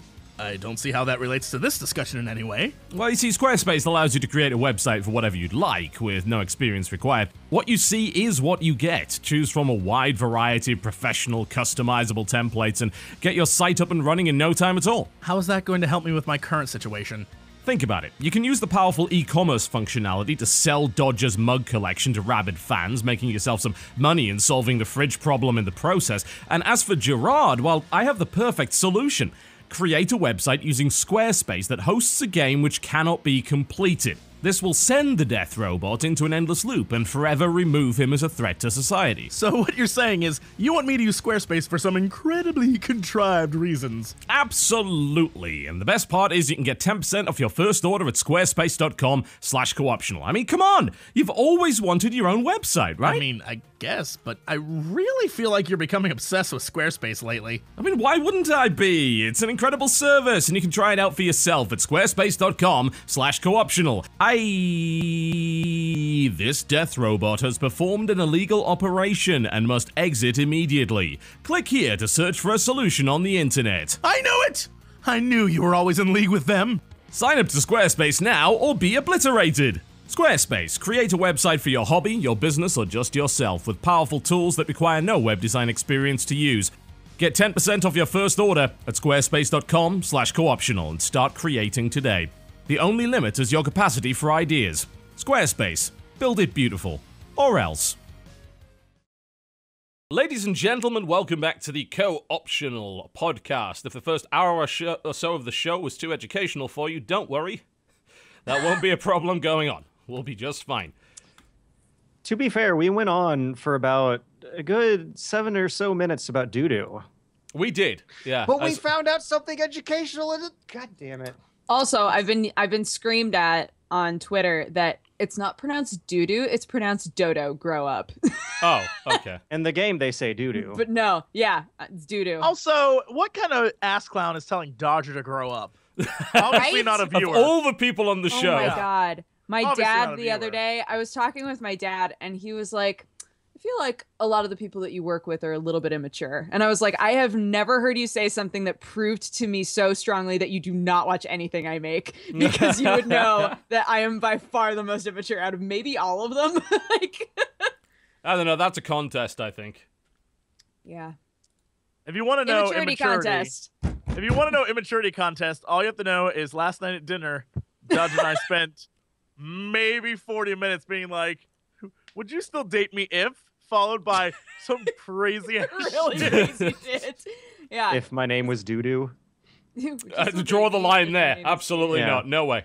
I believe one of them had to do with an alien impregnating me, but I was attracted Was that to where the that alien. line came from? Because there's some weird fanficky shit going on your Twitter about Gerard the Completionist lately. Oh, yeah, it was good. It was, oh, well, I was some disagree next level strongly. it was Really? weird. It was really weird. It was very basically it was Dodger would be like, would you still date me if? And it was something like, if all my hair fell out and I lost my teeth, and I was like, would you still date me if I grew extra arms, those arms were made of claws and those claws smelled like Yeah, we poop. just like And then, like, it was, accelerated like- into like super weird shit very, very fast. Because I was saying that Sam and I play that game sometimes because I like to watch him feel really uncomfortable, and then like it and got. of course, I it was got like, I super can weird. make you uncomfortable. So I took it as a challenge to be. Mhm. I felt bad for whoever else was in that ramen restaurant with us because that was some weird ass shit.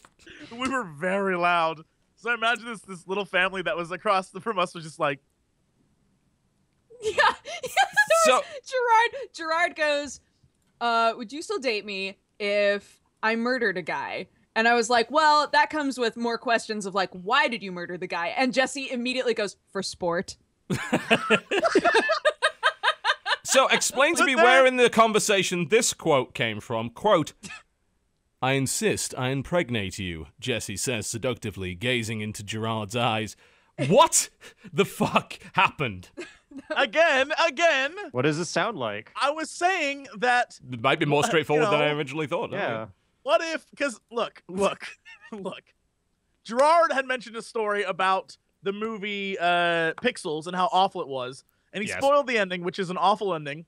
And so I said, would you still date me if I impregnated you, but only Q*berts came out? Like you only could have Q*bert babies. Only have baby Q*berts. And I said, well, we wouldn't have to have kids, like we could adopt. And he goes, I insist I impregnate you. And I said, look, I could have maybe dealt with the Q*bert babies, but your demeanor right now is what's fucking up this relationship. And then he just goes, all right, fine. And then looks at Gerard and goes, Gerard, I insist I impregnate you. Oh, God. We both vetoed. It's a good job Crendor wasn't there. No. He would have filmed it for money. That ain't, not the impregnation, just the conversation. He would have probably filmed that too if it could get away with it. All right, let's get back onto video games that we have been playing this week. Has anyone got one that they'd like to start with? Anything you want to toss out there? Oh my God! Sure, I can go. Go. I'm currently, I still have it up. I've been playing. Really, a game. you do? How does that work? It's been up for hours. Consult your physician immediately. There's a text-based game that I found on Steam called Choice of Robots. Oh, the Choices games! I have a few of those on iOS. They're really good. Choice of Robots has been really compelling. It starts you off with what I think is the end of your story. Like you decide what the final. They're terrible names for these games. They're really bad names. Yeah. You just got to get over that, okay? I like how everyone's word is now compelling. Compelling, yeah. It's good. It has the very beginning of the game is you sort of deciding what the last frame of the movie would be, right? Just like where you end up. But then it starts you back at the beginning with you like creating your first robot basically and deciding what it would be used for, what it looks like, things like that. And then depending on the choices that you make, it'll tell you like, oh, you've added this much to its autonomy, or you've added this much to its usefulness to the military, like things like that.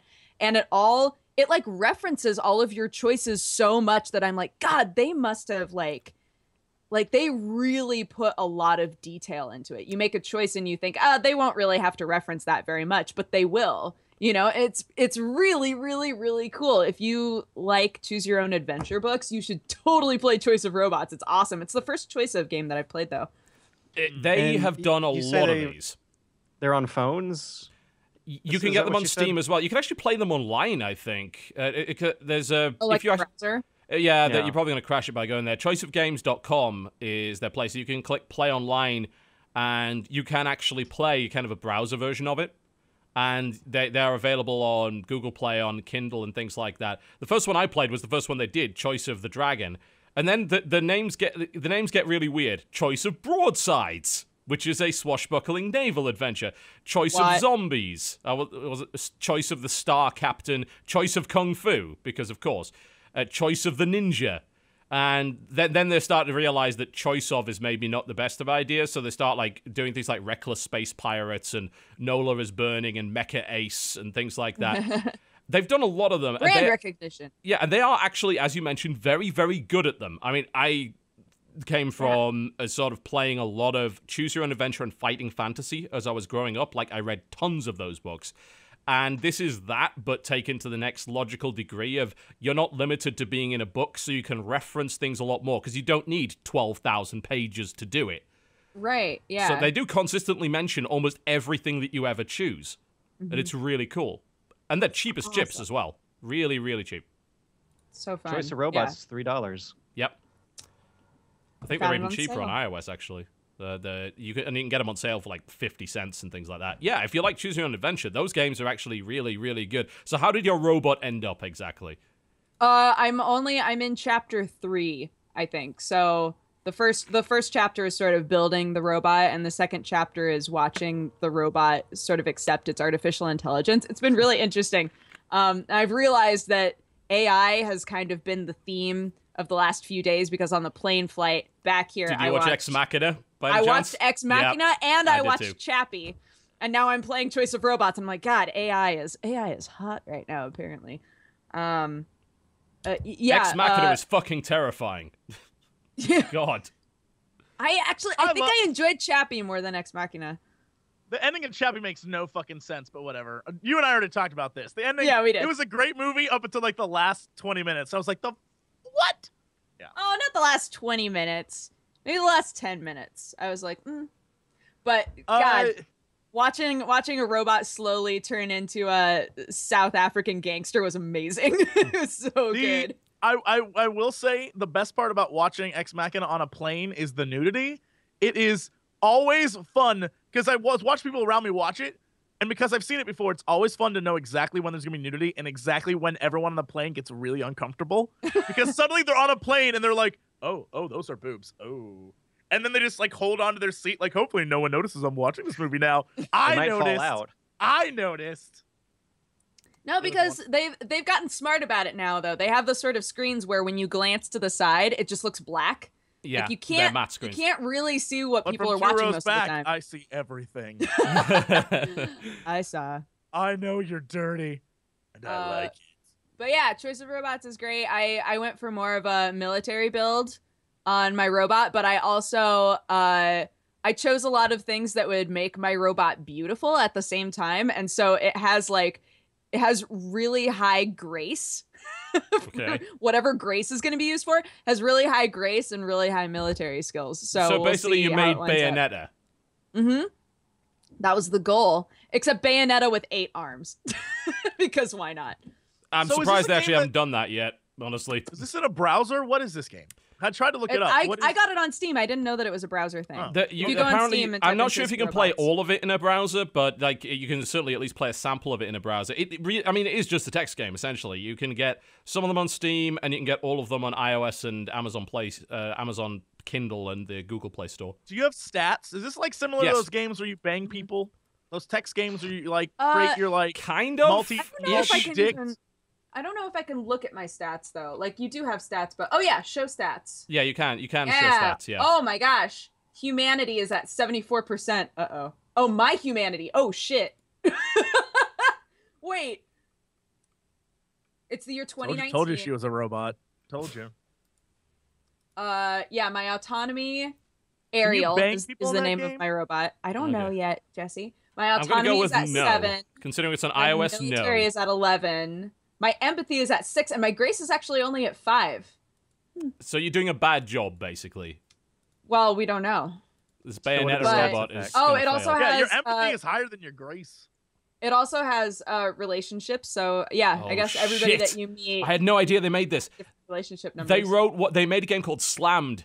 It is turn a scripted steel cage wrestling match into a real fight in this interactive novel, the greatest text-based pro wrestling RPG in the world. What? You need it. I've got to play that. It's like, apparently there's 250,000 words in it. It's like, yeah, let's go. That sounds great. What is that one game called? Something Champions. Holy shit. Champion of the Gods? Why do I know what you're talking about? No. I know it's... Look, you were like a weird multi-dicked thing that travels across a mystical fantasy landscape. And you travel across. Yes, you go into a portal and then you bang all sorts of crazy shit, and that's how you level up. Something of champions. It's bonkers. Oh, and you fight things too. There's a combat system. Corruption of Champions. Thank you. Yeah, Corruption of Champions. How do you two both know about this? I don't know. That shit up. Champions? Look that What's shit up. It is the Corruption of perfect Dodger game. Look that. Basically, I don't know what that is. It's a browser game where you like create a character and then you like make be looking this up. You definitely. It has a wiki. It has a wiki. It is super fucking popular. That's how I know about it, because literally everyone's like, "You should play this." Oh, and I did play it. It's the wiki website is called smuttersaur.us. Smuttersaurus. Yep. What the fuck? Right. That sounds about right. I've played the beginning of this game before. I have played this before. Yeah. Oh yeah, it's all text based. It's another text based. It's also choose your own adventure in that you can die multiple times. I died in a demon factory by being chained to a sex machine, and that's where my story ended. And I was forever chained to a sex machine. Good. What the fuck? Dude, welcome to the internet. Welcome to the internet. I suppose I shouldn't be too surprised. Oh yes, I was like, I'll give this game a whirl. Everyone's like, check it out. I looked it up. It was real popular. I thought it was gonna be a virus at first. Looked it up. Looked fine. I was like, all right, I'll play this shit. An hour and a half later, my giant like canine wiener and I were known throughout the lands. And then it was like, seriously. Then it was like, do you want to go fight the demons? I was like, hell yeah. So I climbed up a mountain, fought a fucking minotaur, killed his ass.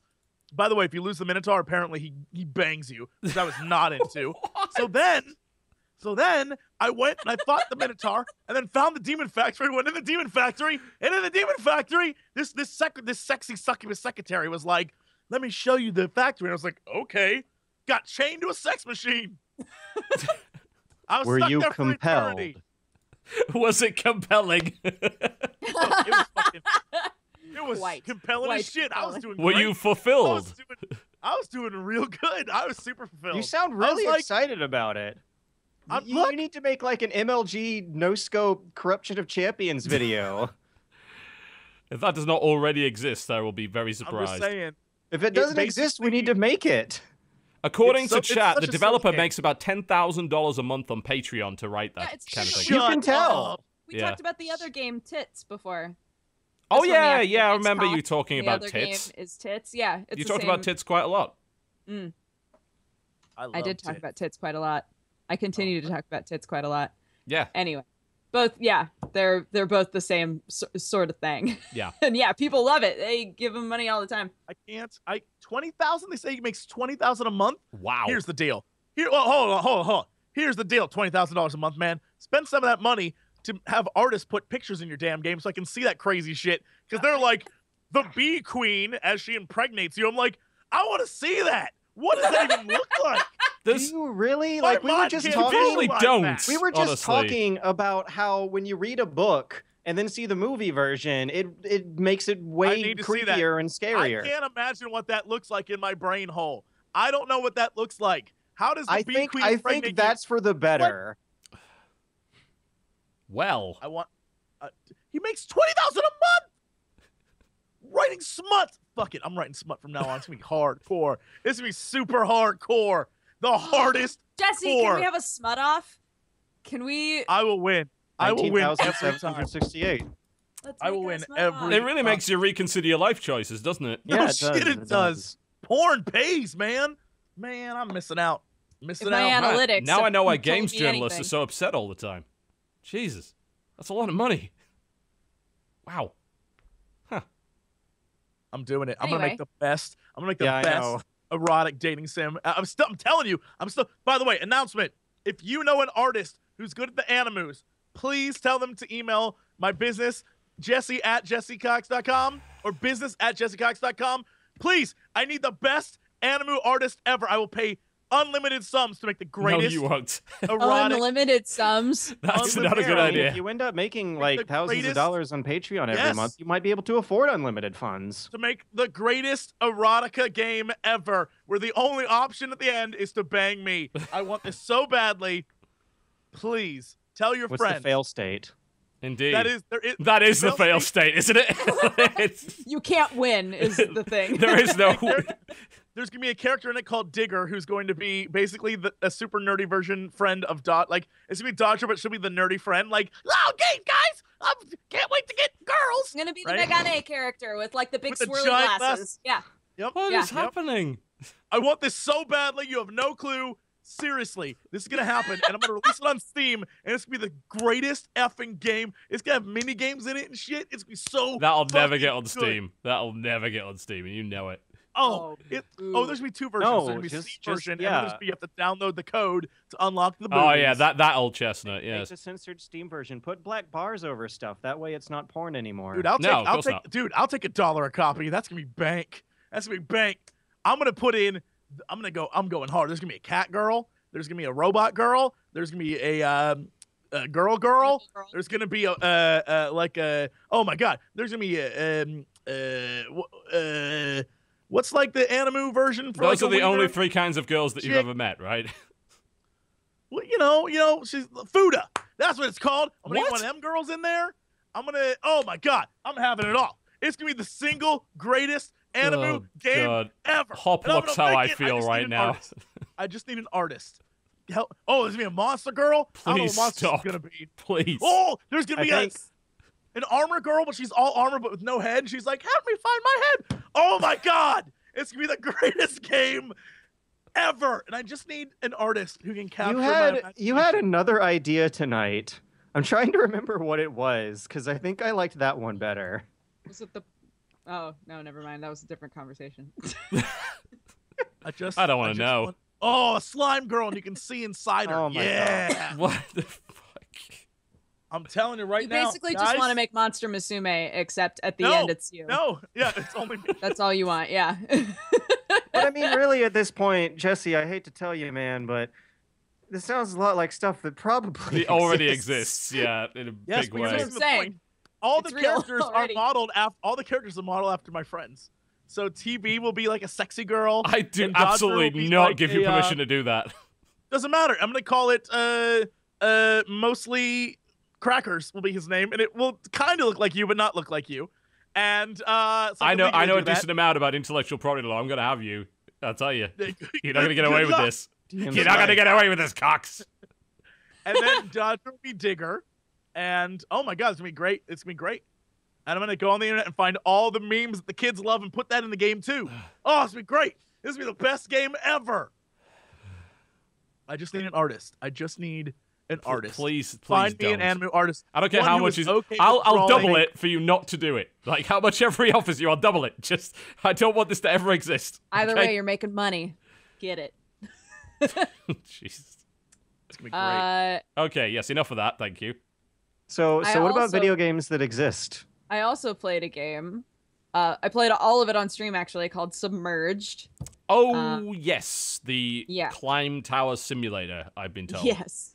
So Tell me about this Submerged. game, it's pretty. It's set in a world where everything has been submerged in water. Basically, you're in a city that has been totally submerged, and then the water level has gone down, and so like all over the buildings, there's like algae and like weird plants growing and stuff. You show up there on a boat with your brother who has a big like slash in his stomach, and so the goal of the entire game is for you to nurse him back to health, basically. But you notice that your character, who's like an older sister character, the further you progress in the game, the more your body starts to change, which is like an element of the story that I won't spoil. But basically, like this game is marketed to you as it's an exploration game. You're in this city, you need to find points of interest that can help you like figure out where you are, and you can get up high and like use your telescope to find things, but specifically you're looking for buildings that have these like first aid kits on them that will have like medicine and food and things like that. So the game is beautiful. It had lots of audio pops that kept happening, which was driving me absolutely insane. And I couldn't figure out how to fix it. So that drove me mad. But the thing that really bothered me about it was that it gave you all of these really interesting looking buildings. So when you got up high, you'd look around and you'd be like, whoa, what's that? What's that? What's that? There were only like maybe 30% of the buildings that are out there are ones that you're allowed to even climb. The rest of them don't even give you the option of being on them, looking through them, nothing. So that like exploration aspect of the game felt kind of stunted, where all of the most interesting buildings I wasn't allowed to explore. And it also, you feel like it's supposed to be a survival-y game, but it's not really. Like your main character can't die. You are never wanting for water or food or anything like that. You're just specifically trying to find the buildings that you can climb that have these very specific boxes on them. Mm-hmm. There's nothing that's like trying to hurt you. Yeah, it marketed itself as non-violent, as if that was actually like a big deal.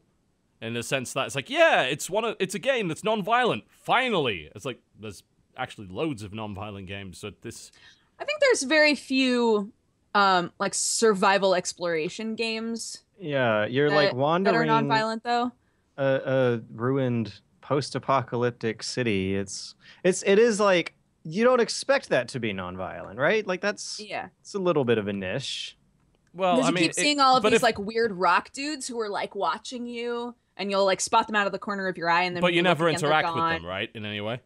I mean, like there Evidently, are you a don't couple of kill times them. where you can catch up to them, but like they won't attack you.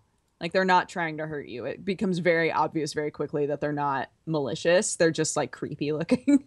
Yeah, so the game felt like, I don't know. I'm intrigued by the world, and they do like tell you stories. Every time you find something that you need in order to help your brother like heal himself, they give you a little bit more of like your backstory, like how you got here.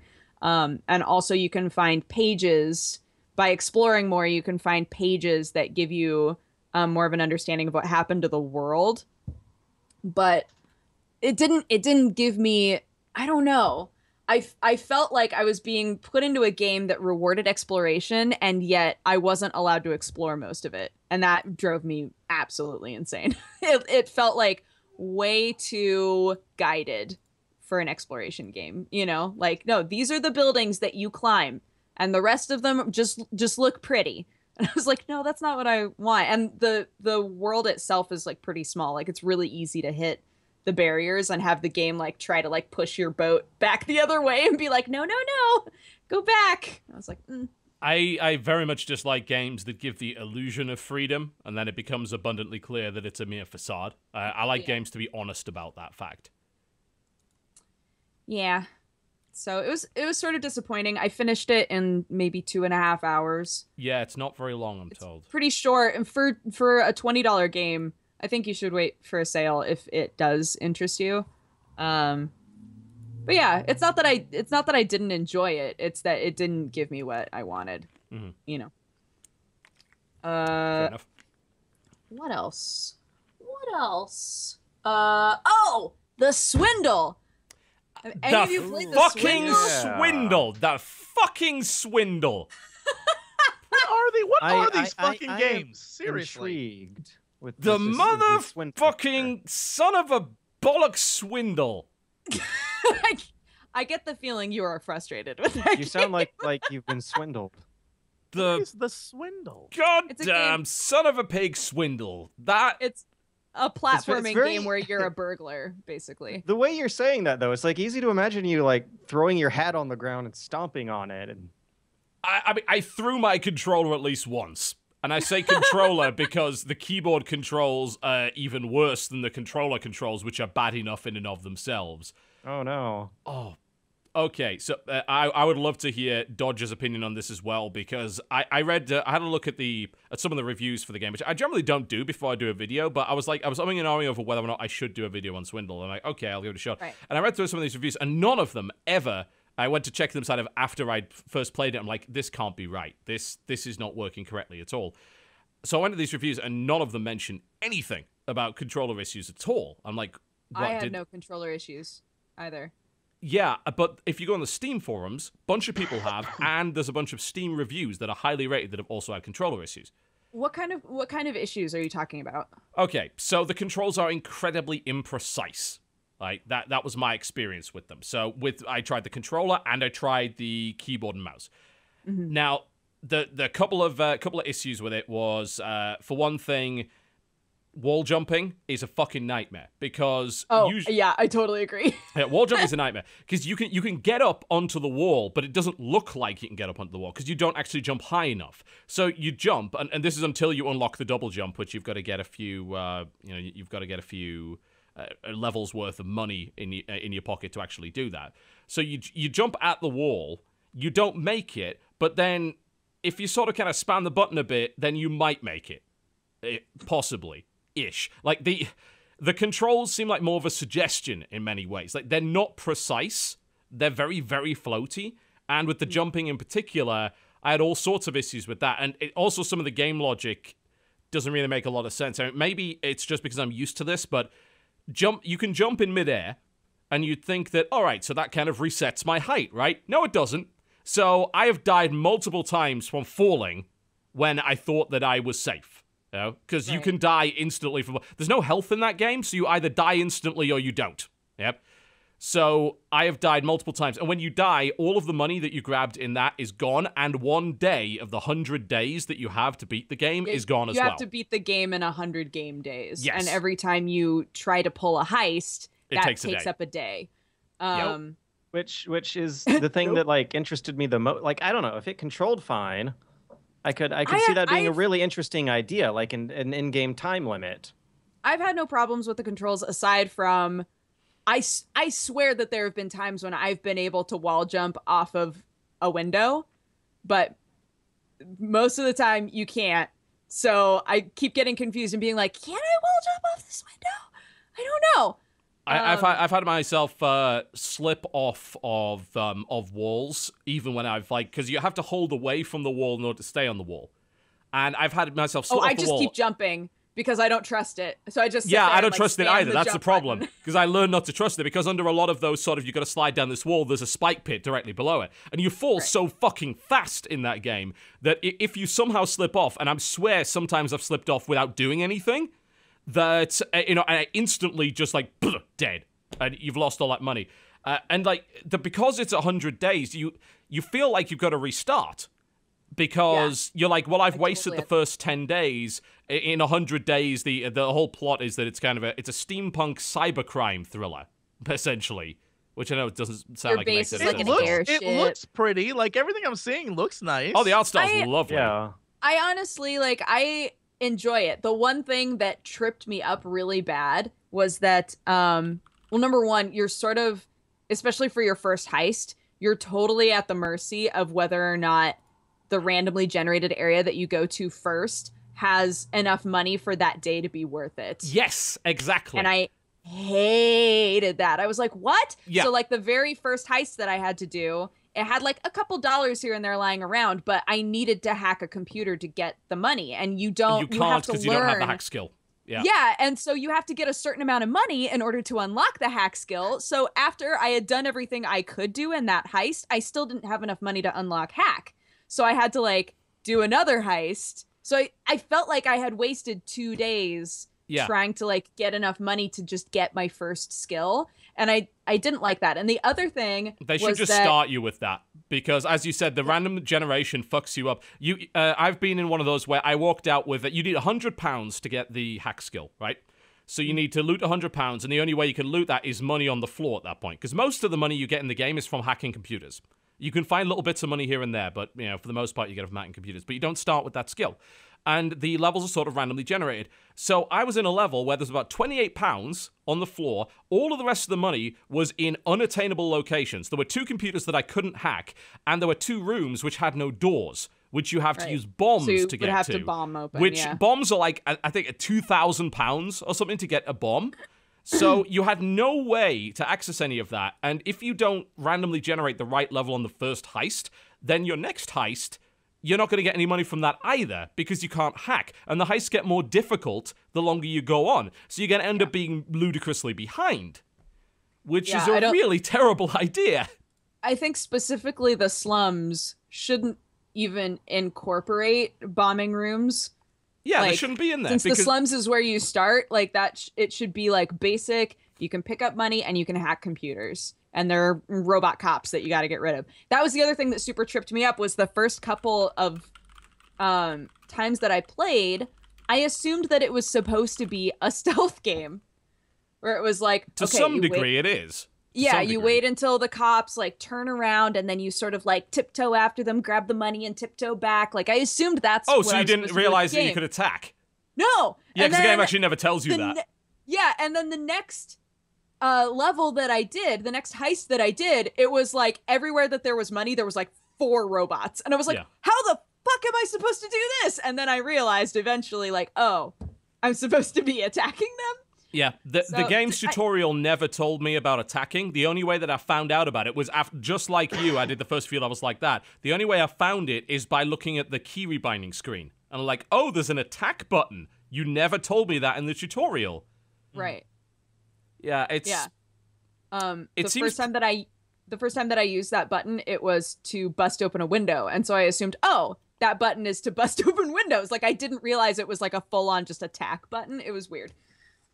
Yeah, apparently as you get later on in the game, it gets really, really cool because you get a bunch of gadgets. People are saying you can place bugs to earn passive income from various levels, and you you build up your skill level. And it doesn't, it doesn't really matter if your thief dies because they're instantly replaced with another thief, but you lose a day and you lose all the money that you got. It's a game about being greedy because it's like how you kind of push your luck a little bit. It's like, well, I hacked one computer, that's great. Should I go and see if there's another one? But maybe risk either falling down and dying, or if you get detected, you get a certain amount of time before the police robots show up, and they're much more powerful, and you've got to run from them, things like that. Yeah.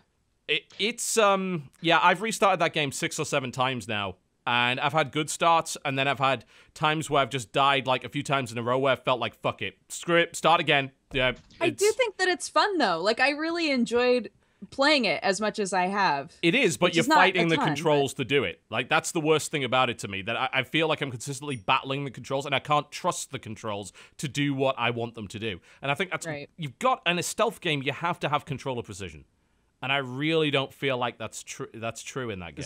This is really bumming me out, because I was looking forward to this game. I was, in my head, kind of imagining something a little Spelunky-ish, and Spelunky has very tight, responsive, this is the opposite of that. Crispy controls, which make you feel okay when you die a lot for little tiny bullshit reasons you never would have noticed. Because it's your fault. Right. Yeah. You always have a nice little jump button to get out of there. And I love the ideas that are going into that, like the 100-day time limit. You were talking earlier about how so much of it is about balancing risk and reward. Yes. And you also have this time limit up there to balance time on top of that as well, ramping up the tension of all of those little micro decisions that you're doing at any given time. Yep. And but apparently it's not getting great reviews. It has a 67 Metascore right now. And like you were mentioning earlier, like the Steam forums are all full up with tech issues. One thing I wanted to ask is, are you and Dodger playing different versions, or are you both PC? PC for me. PC. Yeah. Okay. Because sometimes physics slightly change between ports. Yeah. The thing is that I'm pretty sure, like, the developer, who if I recall correctly, was behind Been There, Done That, and a few other Time Gentlemen Please and things like that.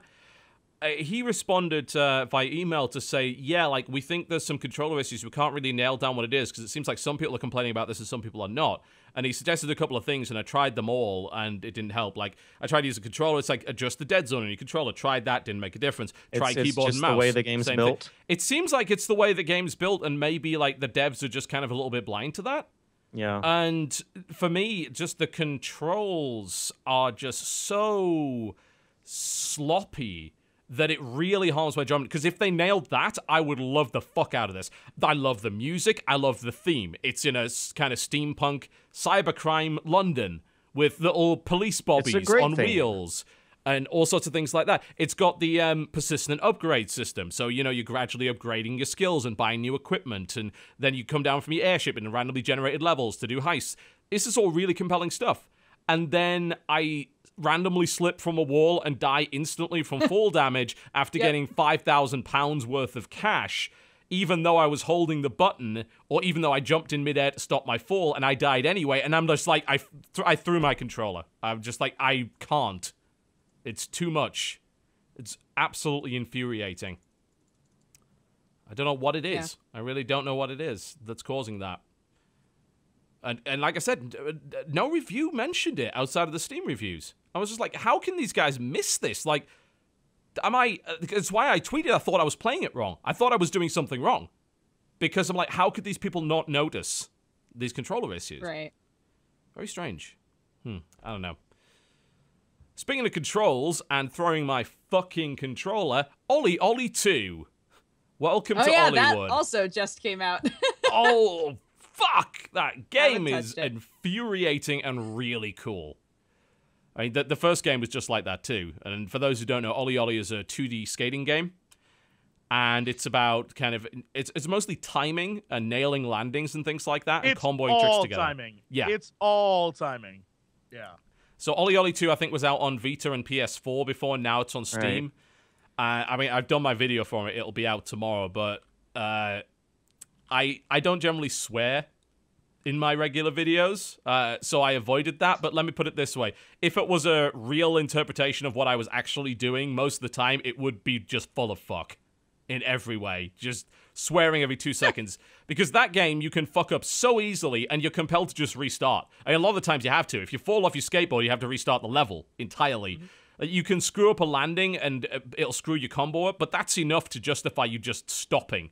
You just don't want to do it anymore. You don't want to do it.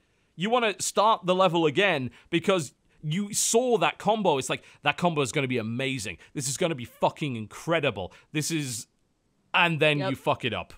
And it's like, well, here we go again. Over and over and over and over again. And, you know, I think the testament to how good that game is the fact that I was willing to go through that shit. That was impressive to me that I was willing to put up with it. It's so frustrating. Yes, yeah. It's good, actually. It is. I very briefly gave it a shot on PS4 a few months ago, back when it was on the PS Now program. Yeah. And for some reason, it didn't hook me. And I think it's just because I didn't give it enough time and have a whole lot of other stuff on my schedule. But if I'm remembering right, it's kind of got a like Meat Boy approach to death. Like, you fall off your skateboard on these levels, and you don't get back up. Yeah, you don't get back up. Right. You're done. Okay. It was a while ago. I'm trying to remember.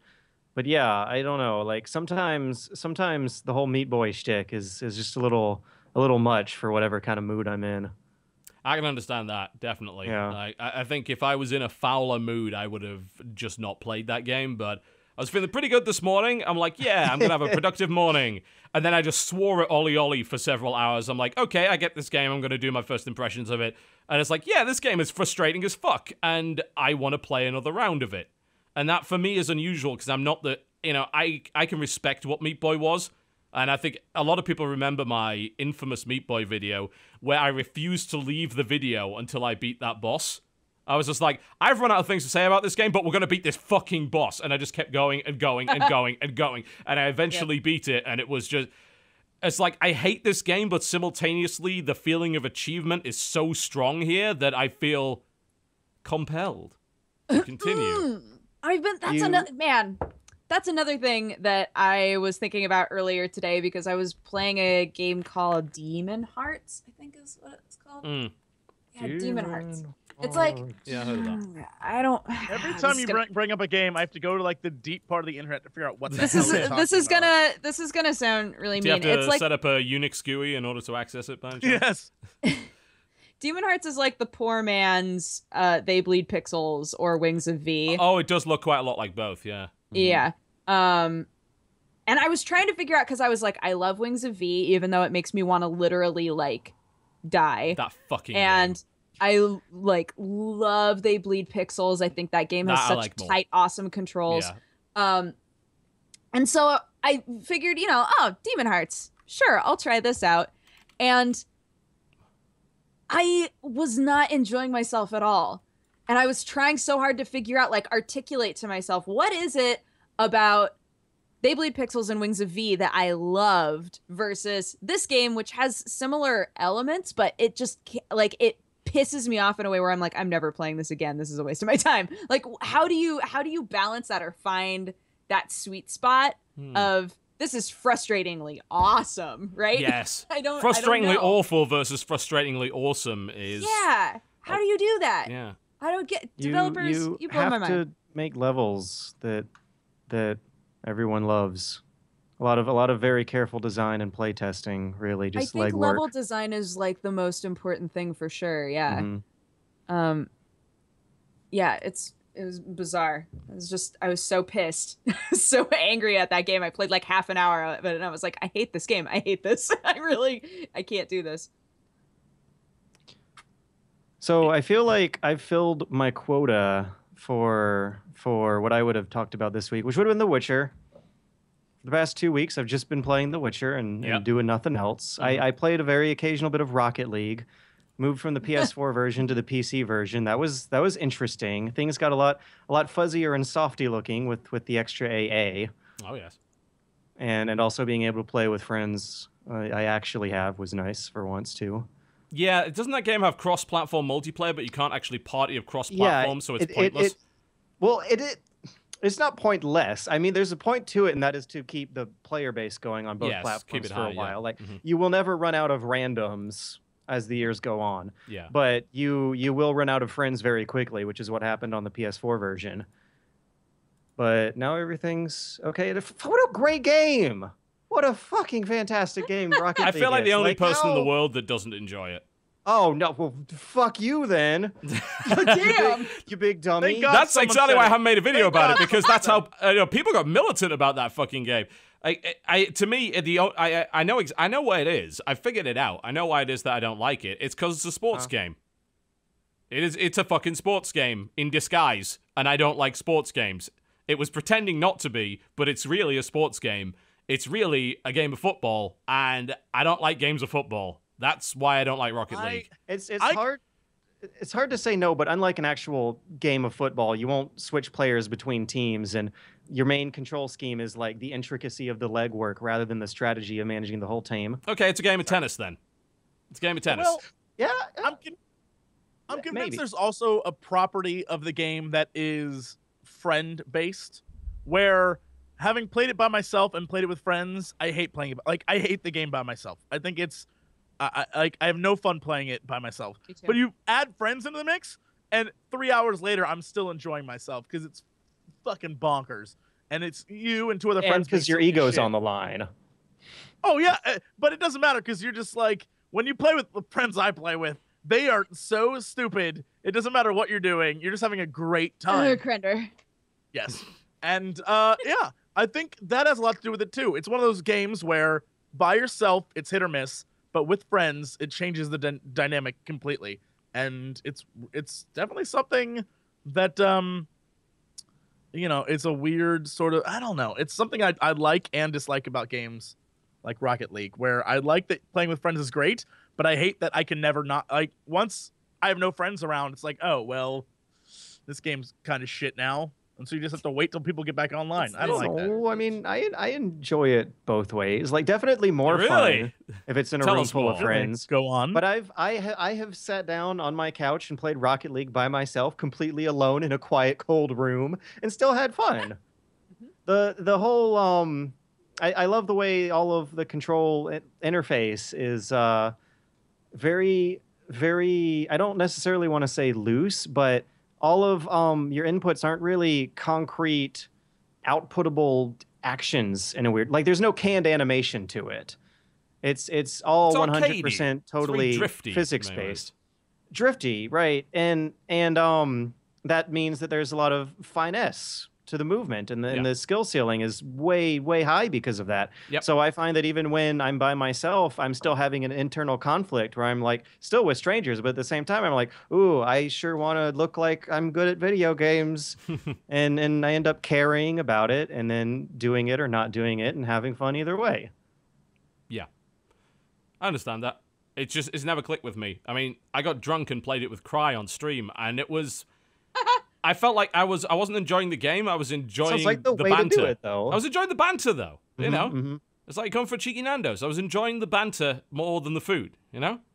That's my experience with Rocket League. And there are games like that. I think it was a few years ago when I looked at Borderlands 2 or possibly Borderlands the pre-sequel, I can't remember, where I talked about that argument and people said, oh, no, you got to play Borderlands with friends, man. You got to play it with friends. That's where the fun is. And I tried to like break it down as like, is there a mechanical reason why this is fun with friends? And my conclusion is no. It's just more, it's not the game that's making it more fun with friends because the interaction between the players isn't really there. There's not much that you can really do that makes your team synergize with each other and so on and so forth. But shooting things together is more fun than shooting things alone. But that's not, the game didn't allow that, you know, it's in spite of the game as opposed to because of it. But I know Rocket League is not like that. That game just doesn't... you can get fancy with Rocket League. Oh, absolutely you can. Yeah, I've seen some really impressive stuff with that, but ultimately, to me, that game is a sports game, and I don't like sports games. There are playbooks. I have no doubt. I mean, there are ESL leagues. There is a Rocket League. That exists. Great. Yeah. Funnily enough, I might... No, I wouldn't watch that, because it's basically football, and I don't like watching football. It's like, I might watch that. No, don't you... Rocket League. I know what you're trying to do. You're trying to trick me. Nope. I see through your lies. You strumpet. You are a sports game. You don't get to pretend. You strumpet. You strumpet. You cuckold. Those aren't really the same word at all. They're not. No. They're Not not. at all. I just Not at really all, wanted actually. to use the word cuckold Not really bad. Yeah, so we're bringing that up would be Othello like again, That's aren't a we? weird reason Okay. to want to use that too.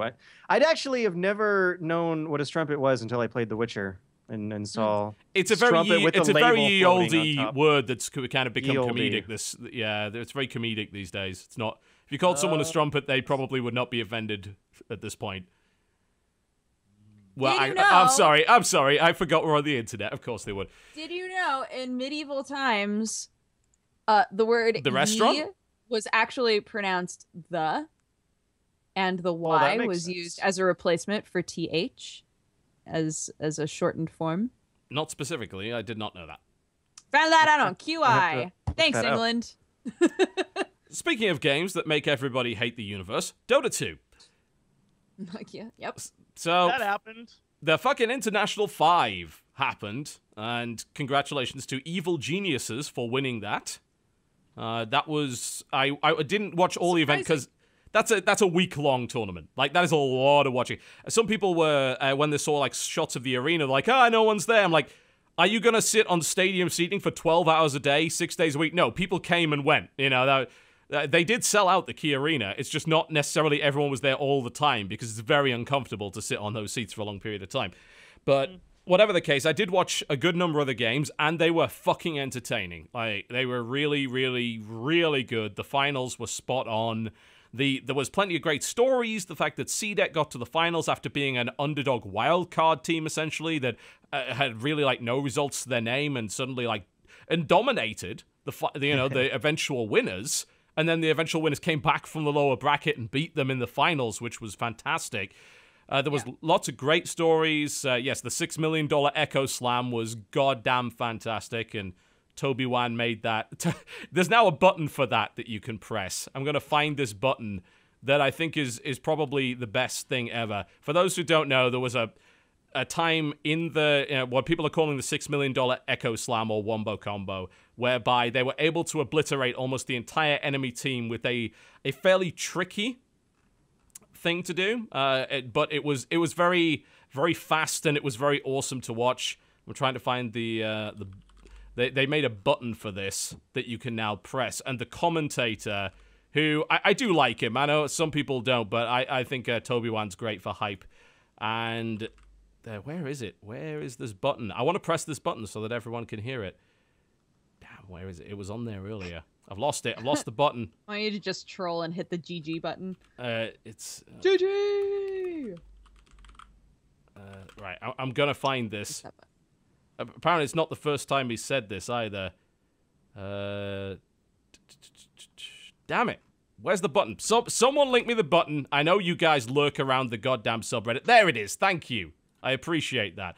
All right, I will press the button because this is maybe the best thing. There we go. It's so good. It's just him yelling in the highest falsetto voice possible. It's a disaster, and everyone is screaming. It's wonderful. That's esports right there. It's so good. It's pretty beautiful. But as it usually does, it got me to play Dota again. It's not that I left Dota because I didn't like Dota. I left Dota because my hands were completely fucked up from chemotherapy. But the neuropathy in my hands is pretty much gone now. So I'm like, I can play APM heavy games like Dota and StarCraft 2 again. Whereas before, it was after about 10 minutes, it was causing me agony. So I went back in and immediately got fucking crushed repeatedly. And then I dragged Strippin into it, and we got crushed repeatedly. And I was like, yep, this is Dota. I remember this game that makes me miserable, and yet I want to just keep playing it.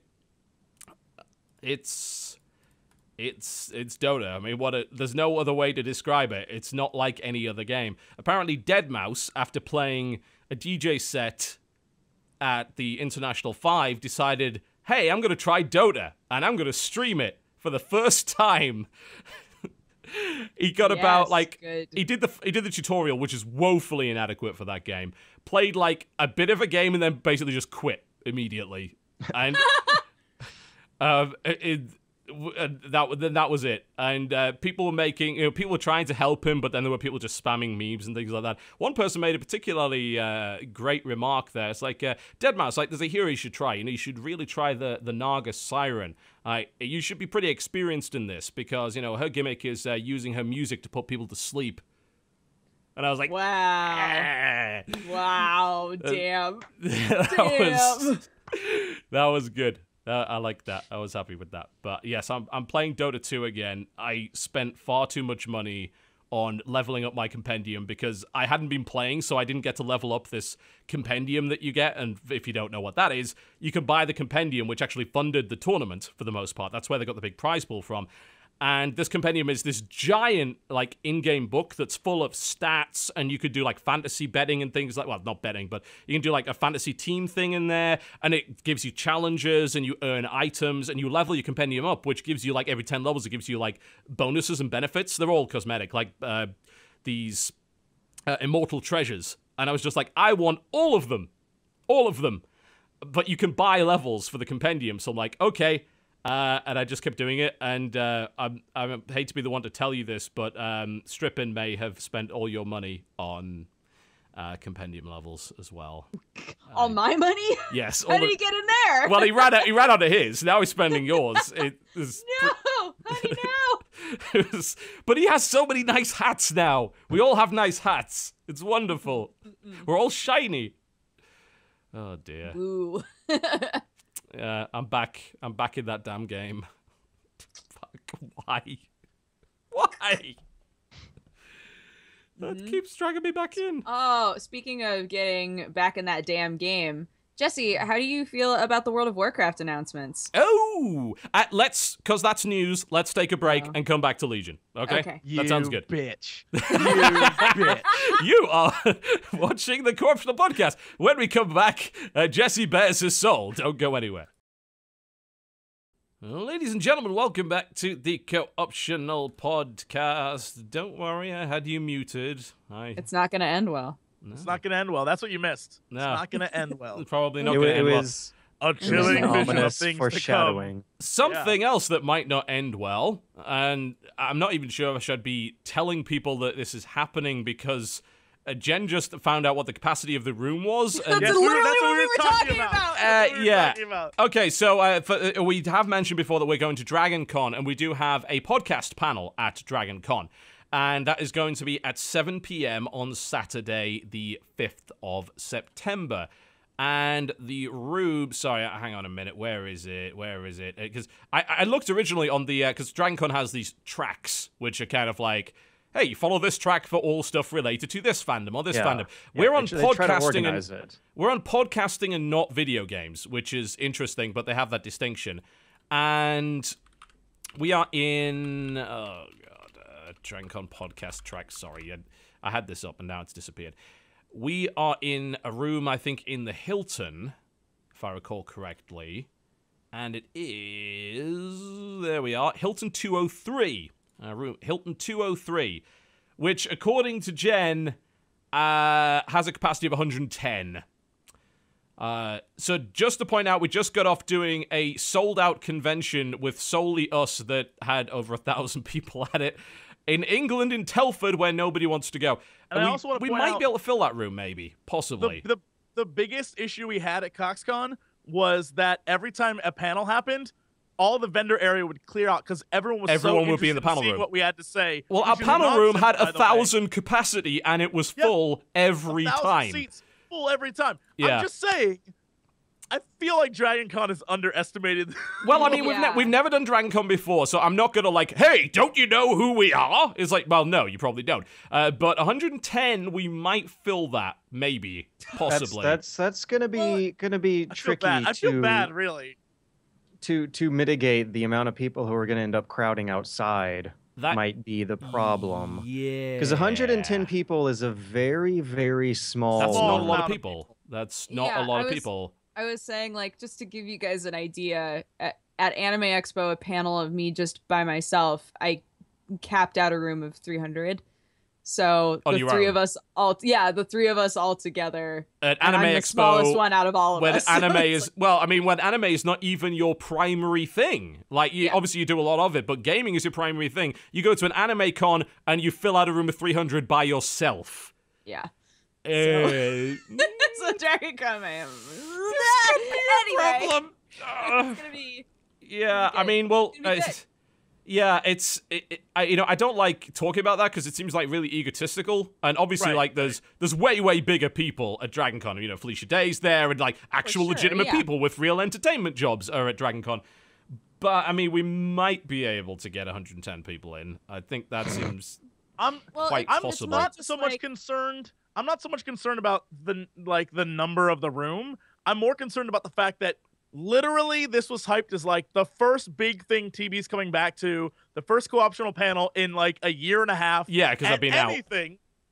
And so now it's like you probably aren't gonna get to see it. Sorry, like that Yeah. sucks. It's a Yeah, sucky that's- thing What's kind of happening. annoying about it is that we're kind of not doing PAX as a result of this because we thought let's just do Dragon Con instead. Yeah, I mean, just to give you an idea, we capped out the first ever PAX panel we did, which was about 2 years ago when we were all smaller than we are now, capped out a room of probably 500, and there were people still waiting outside. Okay, this could be an issue. Yeah, I mean, obviously we'll see if we can get a bigger room, but try I to don't film it. know. I don't know if it's possible. I just feel bad. It I mean, sucks. Yeah. I'm half Well, that's- considering looking at the possibility of getting literally renting a room ourselves and finding a larger capacity That'd venue. be the coolest fucking shit. Like, welcome to Biscuit Con. Oh, It's like- Biscuit Con. Well, I was about to say we'll do our own con with blackjack and hookers, but we just did that. We did So- do We that. did that already. Yeah. So yeah, There it's were not- hookers.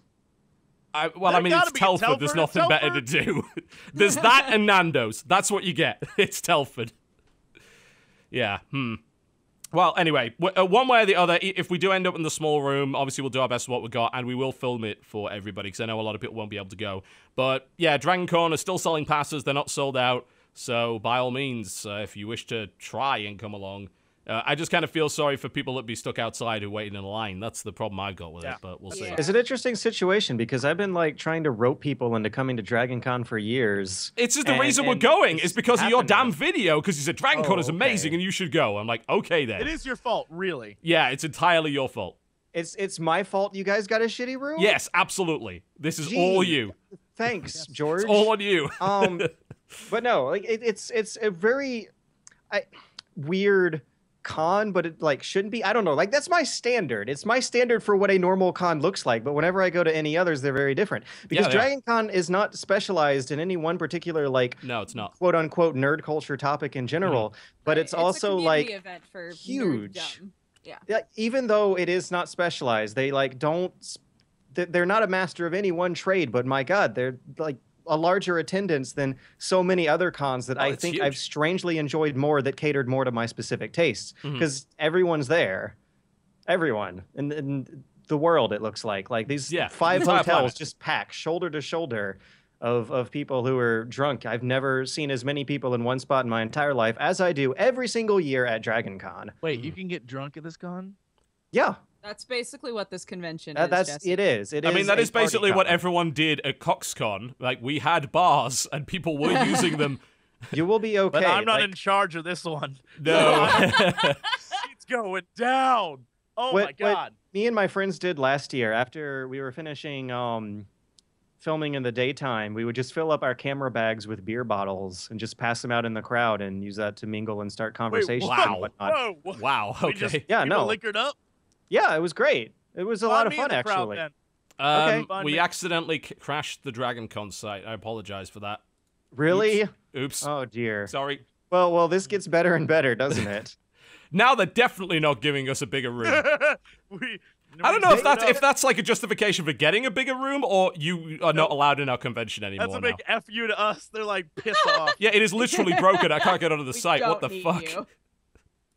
That was the way that was possible.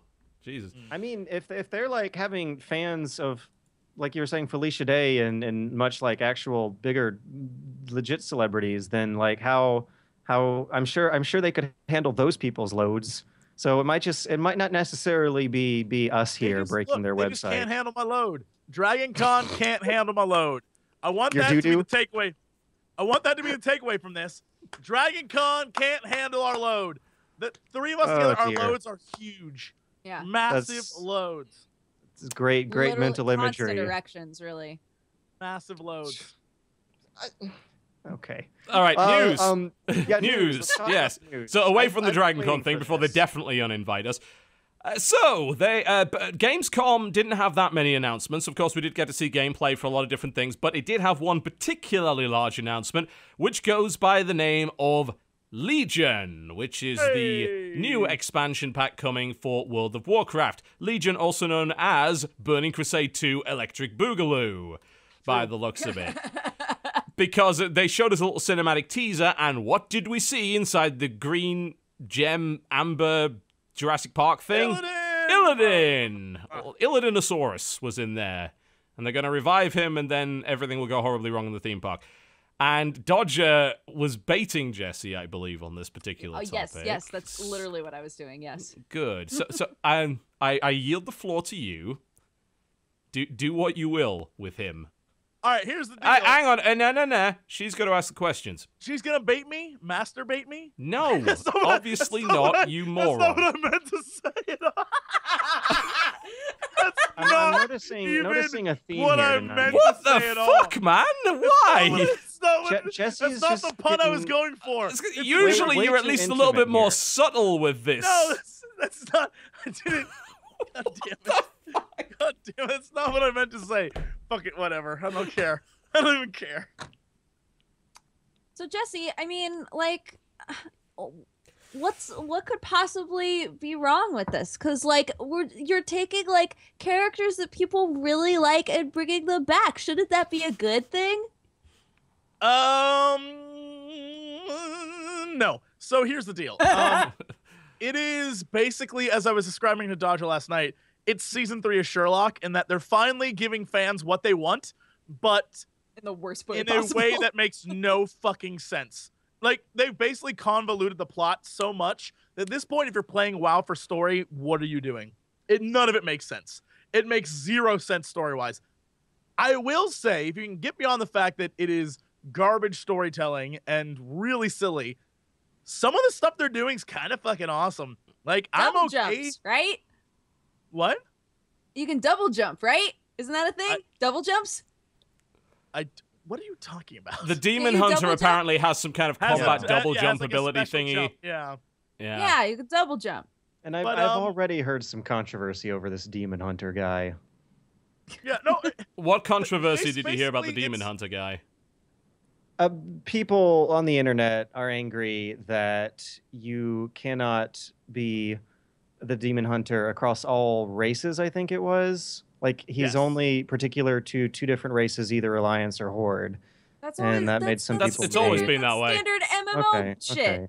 Cool it, internet. The basic gist, The thing is, basic they've gist is, like it used to be at the start of WoW. There was a very limited, like, if there were some races that could only be 4 classes, like, and there were some races that could be a lot of classes, but you could never be one race that could be all the classes. They did loosen that up a lot. Was it around Cataclysm? Yeah, it was Cataclysm. They did new race class combos, but you still couldn't be a class with everybody, unless except you could do it with Death Knight and Monk, right? Death The new Knights. classes they added. and monks. Yeah, But monks, you couldn't be everyone. You couldn't I have thought- everyone be a could monk. yeah? Is there There a are no night elf monk? monks, I don't think.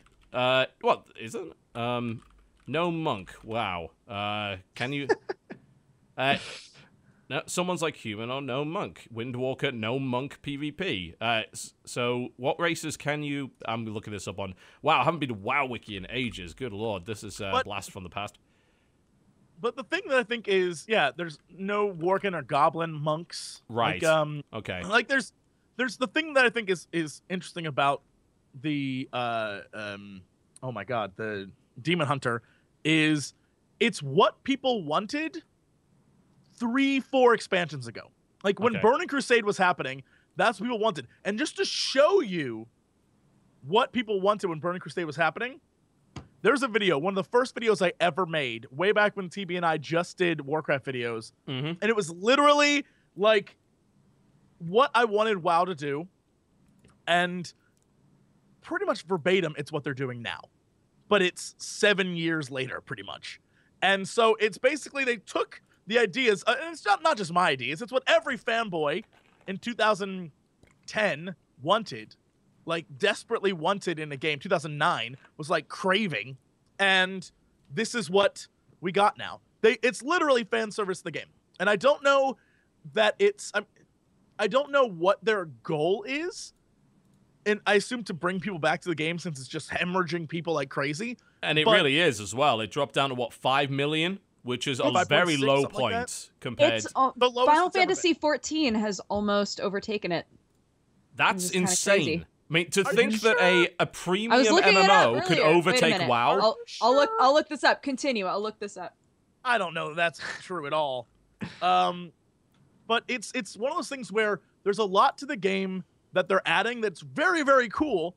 I just don't know if it's the kind of cool that makes it good, or it's the kind of cool that as a fanboy, I'm like, oh, because, you know, as an enhancement shaman, now I get to wield fucking Doomhammer. And then I get to upgrade Doomhammer and rock. Like, that's really cool.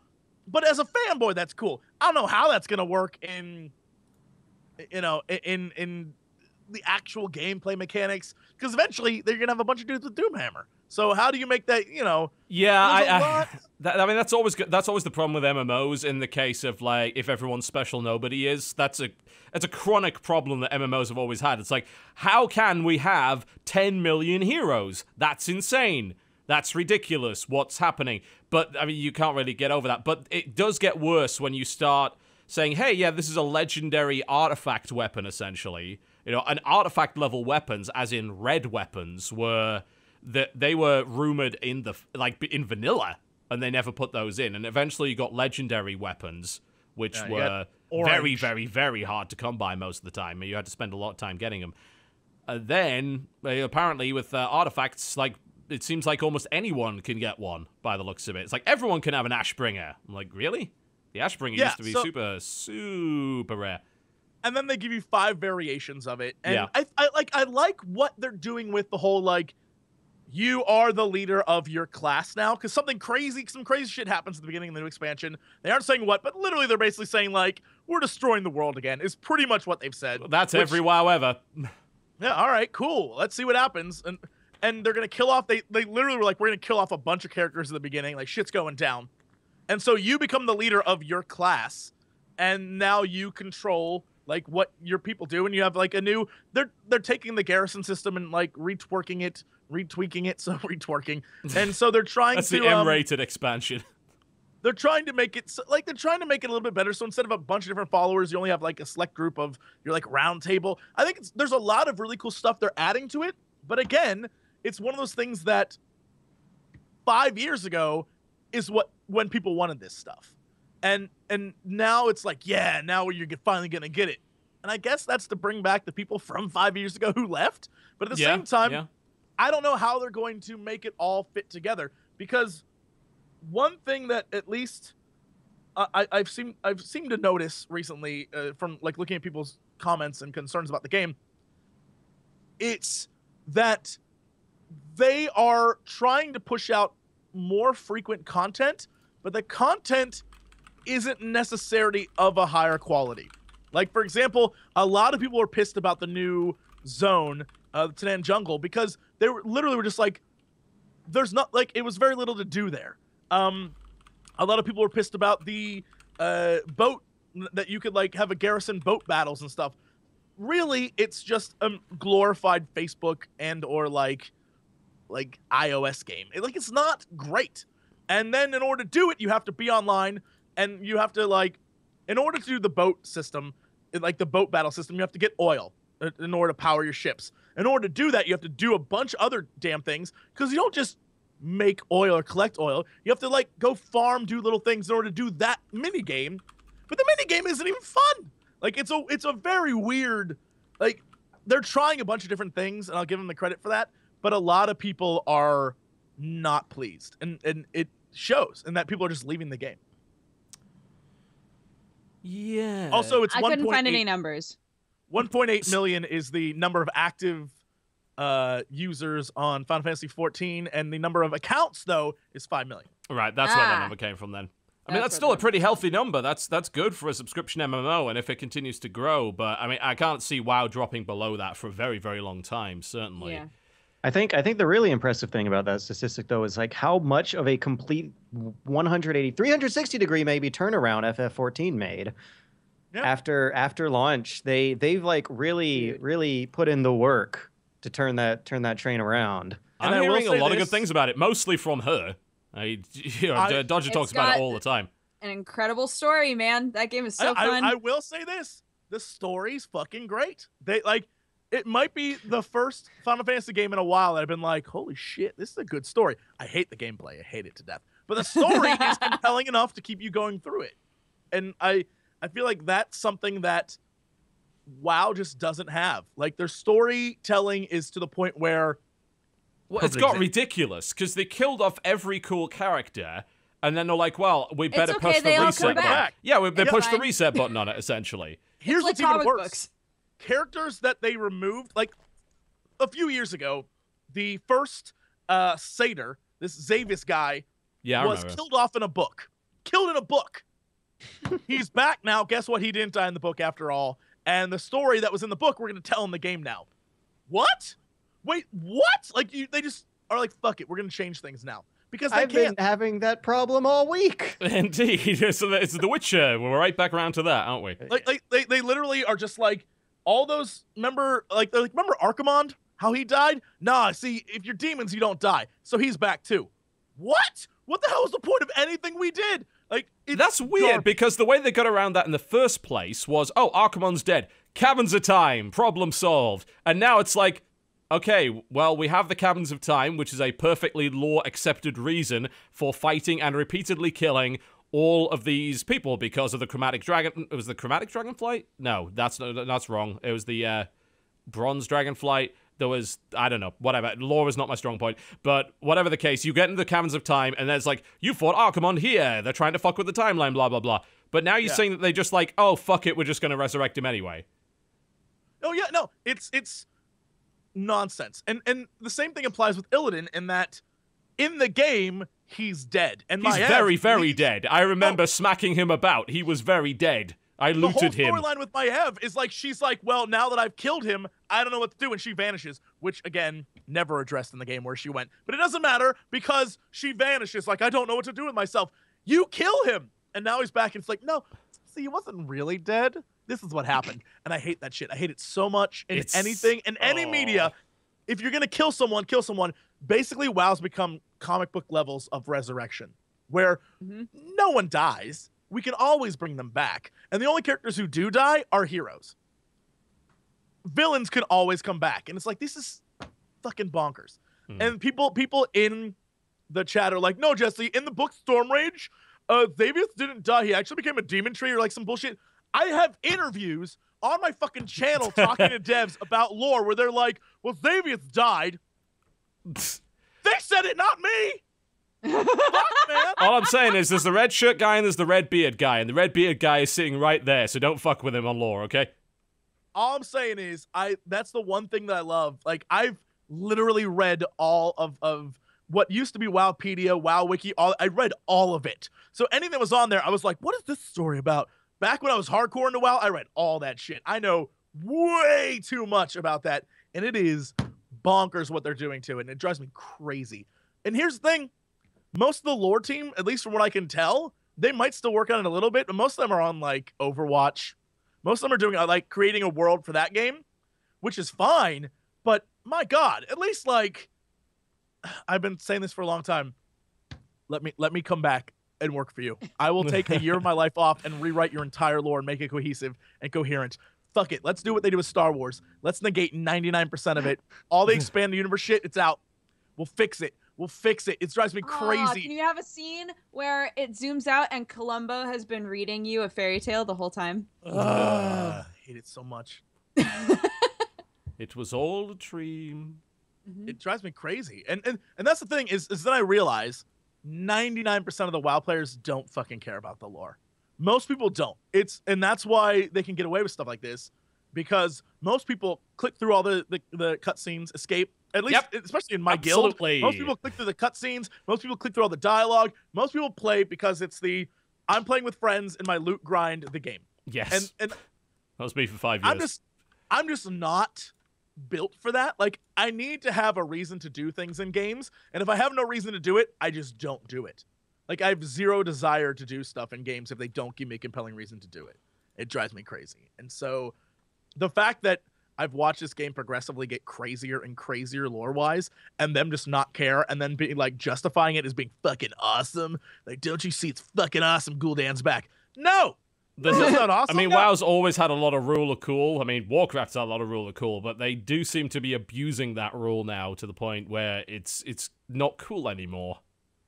Yeah. Oh, and that I think is what this expansion is. It's the we heard what you wanted. Now some badass cool shit's about to come, but it's too late for it to be cool.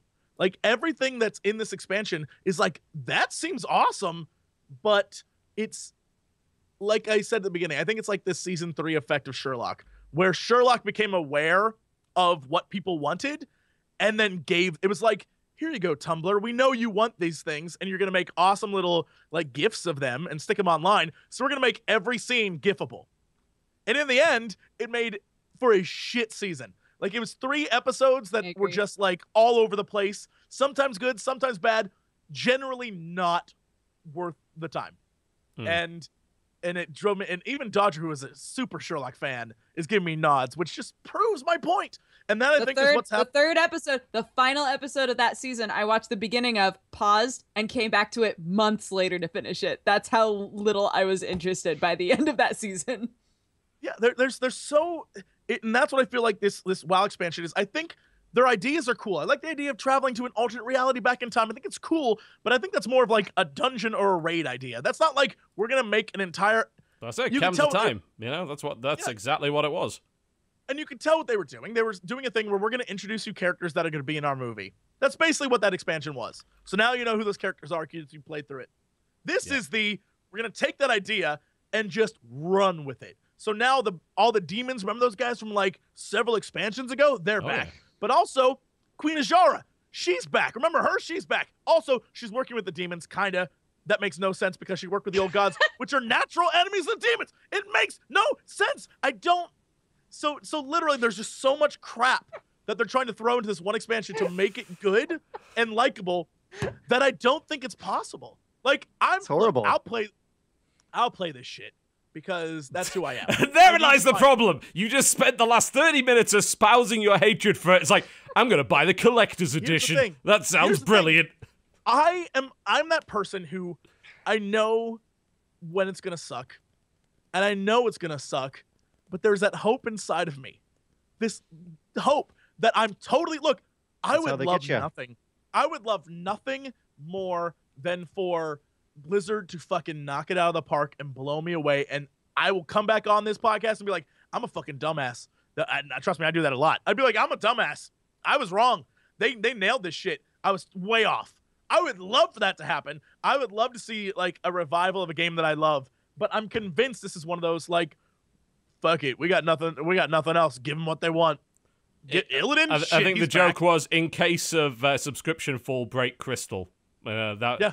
It's like, this is the expansion we've been keeping in reserve for when shit gets bad. It's like, this is the fan service expansion, which is weird because I thought that, like, Worlds Draenor was the fan service expansion, but apparently this is even more fan servicey than that. But never mind. Point of order for the guy in chat who's like, Azshara never died and she... Oh, for God's sake. Point of order, Azshara, first off, she did never die, but by working with the Legion, she became like a fish lady, and so she was super pissed about that because her entire kingdom was destroyed by the Burning Legion and Illidan and all that shit. So she's super pissed. Plus, she works with the old god N'Zoth underwater in the underwater realm, so she's totally in the... Fuck you! She's working with the old gods. Get out the shit. Get out the shit. With old gods and demons, moving on. Not fans. I can do this all day, TB. I can do this all fucking day. I know. I'm well aware of this. That is why I'm preventing that from happening. Trust me. The cataclysm must be prevented. So, Dodger was just suggesting doing releases. We could, which means that we would never get to some other stuff. We're gonna have to at least get to that one topic. We're gonna run the show a little longer to get to this one. Be? Could that be possibly related to a venerated horror franchise in the control of a certain Japanese company. Becoming a sort of pseudo gray market gambling device. A pachinko machine, I believe. Little to nothing to do with traditional video gaming. So, have you seen that trailer? It's so fucking good. Yeah, I will show it. It's the trailer of the year. I will absolutely show it. There's no doubt about that. Hit the lever. Yeah. So George, tell us a little bit about this while I show this.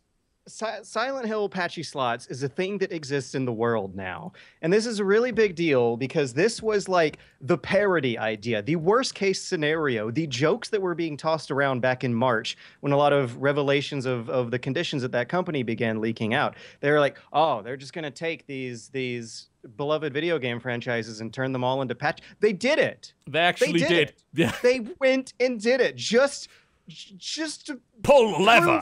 Pull the lever. Just to pull the lever. They pull the lever. Pull the lever. And so they released this trailer a few days ago, along with a Pachinko, Japanese language Pachinko blog has articles about this machine and actual pictures of the actual Silent Hill Patchy Slots cabinet, where you basically... Is it patchy or is it pachinko? Is it both? I guess it's both, isn't it? It's both. It's both. Okay. Right. Cool. Right. I'm just making sure I'm not getting that wrong. Pachinko is the balls falling through the knobs. You just press a button and watch them fall. And patchy slots is when you watch a slot animation play on a digital TV screen. There's no mechanics to it. It's all digital. It's all bullshit. It's gambling. And well, it's the Japanese gray market version of gambling, which is, hey, let's put a pawn shop next door to the Patchy parlor where you can redeem your Patchy tickets for toasters. So the thing is that the trailer is like paced perfectly. In the beginning, it looks like it could be some weird fan project. It's basically just like CGs from Silent Hill 2 with the Silent Hill 2 music playing completely unaltered, with basically like a stock After Effects flashes and film grain. The weird thing about this is that I've got to show this fucking cabinet here. The weird thing about this is that I'm not 100% sure that trailer is 100% legitimate. Like, I know that the Pachinko stuff is, but I have a feeling a lot of these ones floating around, because they're not on the official channel, are fan edits. And I think that they actually did put some footage in there. But even if they hadn't, I know Konami would stoop that low to do that. Yeah, and the reason why I think this is legit is because once it goes halfway through the trailer, all of a sudden it has like production value. Like, stuff starts blowing up. And you see like a slot machine with like all of the icons on the side, like twitchy eyeballs. Yeah. And Pyramid Head raises his arms and gold comes flying down the screen is hard rock heavy metal plays. And that's not even mentioning the other one. The guy who says, hit the lever. Hit the lever. And what is that? What is that from? I don't know, but when they also did Silent Hill? They also did one for Castlevania. Violent. So the only English term I think in this entire trailer is erotic violence. Erotic violence. Ladies and gentlemen. So what you are seeing on the screen right now is apparently erotic violence, which is obviously like exactly what Castlevania is all about. You know, that's every Castlevania game, even all the way back to the NES, was all about that erotic violence. It is. This is not anything like this. This is Castlevania in all but name. Erotic. There we go. Erotic violence on the screen right now. That is the Castlevania gambling machine. And right. Yeah, go on. This is something that could have been a fan project, but the names are stapled where they should be. It has copyright they Konami, are real. copyright Takasago at the bottom. It's just so hard to believe. Like, the whole while I was watching it, it's you either want it to be a hoax or it's just like so ludicrously bizarre that you can't even laugh about. You just have to laugh about it. You can't even cry about it anymore. All we can do is laugh. This is the hell SNK fans have been living in for the past 15 years, and now it's happening to Konami too. I remember when I was doing my Konami videos in March, the top comment would always be something like, "Just you wait until they make a patchy slot machine." Now I don't know, man. I don't know. Just don't know. Okay, maybe devil's advocate. I don't know. I don't understand. Yeah, that's right. I have a devil's advocate opinion on this as well. Yeah. Well, mine won't be as well articulated probably. Yours as will TV's, be less wordy and bullshitty. You might get to the point quicker. So go. My for it. devil's advocate is, who cares if they get turned into a pachinko machine? Why does that matter? A flagrant misuse of this IP. They could make a good game with it. Instead, they make patchy slots. But I mean, they use, specifically in Japan, they'll take things that have a lot of focus on them and turn them into weird, dumb stuff all the time. Like, at least this is a game instead of like some eraser tops that have Leon's face on them. Right? Like, I'm just saying. I do want to play both of these. I'm not gonna lie to you. Me too. I would totally play these. That's the thing. I understand that this is they're two beloved franchises, and people are all up Konami's ass lately about the fact that they're just a fucking horrible company. Like, literally, maybe sweatshop levels of horrible. But isn't that the reason that people object to this? Because, like, in principle, I don't object to video game themed slot machines either. The conversation we were having before the show is like, we go to Vegas every now and again, and I don't play slots because it's fucking boring. Like, we were brought up on video games. There's a reason why old people play slots. We were brought up on video games. We expect more out of a game than just pulling a lever and seeing something happen. You know, we want more than pull the lever. We want like a skill element and things like that. We want something that appeals to us. And I would be okay playing those sort of themed slots if they had an element of that to it. Right. But I think the problem is that Konami has flagrantly said they basically don't give a shit about video games anymore. They're apparently a horrible company inside, and they're taking their beloved IPs out the back and basically putting a shotgun shell in their fucking skull and turning them into this instead of making proper games. For those franchises. I mean, they cancelled Silent Hills. They cancelled Silent Hills, but we get this. Like, that's the problem people have, right? Surely. There's Dodger was going to say something. All I was going to say is, adding on to that, I guess another big element would be, like, with Castlevania, taking the name Castlevania, but then obviously having it really have nothing to do with Castlevania. It's just brand recognition. It's like, he has tits. It's like, that's got nothing to do with Castlevania. There's Castlevania was never about that. In a weird gothic setting. Yeah, so there's nothing. Castlevania. Like, yeah, I mean, that's just pointless stuff. I mean, I know that, sexy stuff in Japan is far more accepted, and there's a lot of it, which is okay. Don't get me wrong, but it's not about to Japan. It's not about the fact that it's like, oh, this is too sexy. I hate that it's too sexy. It's like, no, I don't hate that it's too sexy. I hate that it's got nothing to do with Castlevania. It's not DOA. Like, if it was a Dead or Alive thing or something, it would be fine. But it's not. It's Castlevania. Well, the thing that really kills me is the connotation of it with gambling, and that you have a thing that is widely considered to be a moral vice that takes advantage of people's very destructive habits and addictions, coexisting with the video games industry. And even outside of this, you have a lot of games for cell phones tapping into a very similar kind of destructive psychoactive cycle. And now you basically have that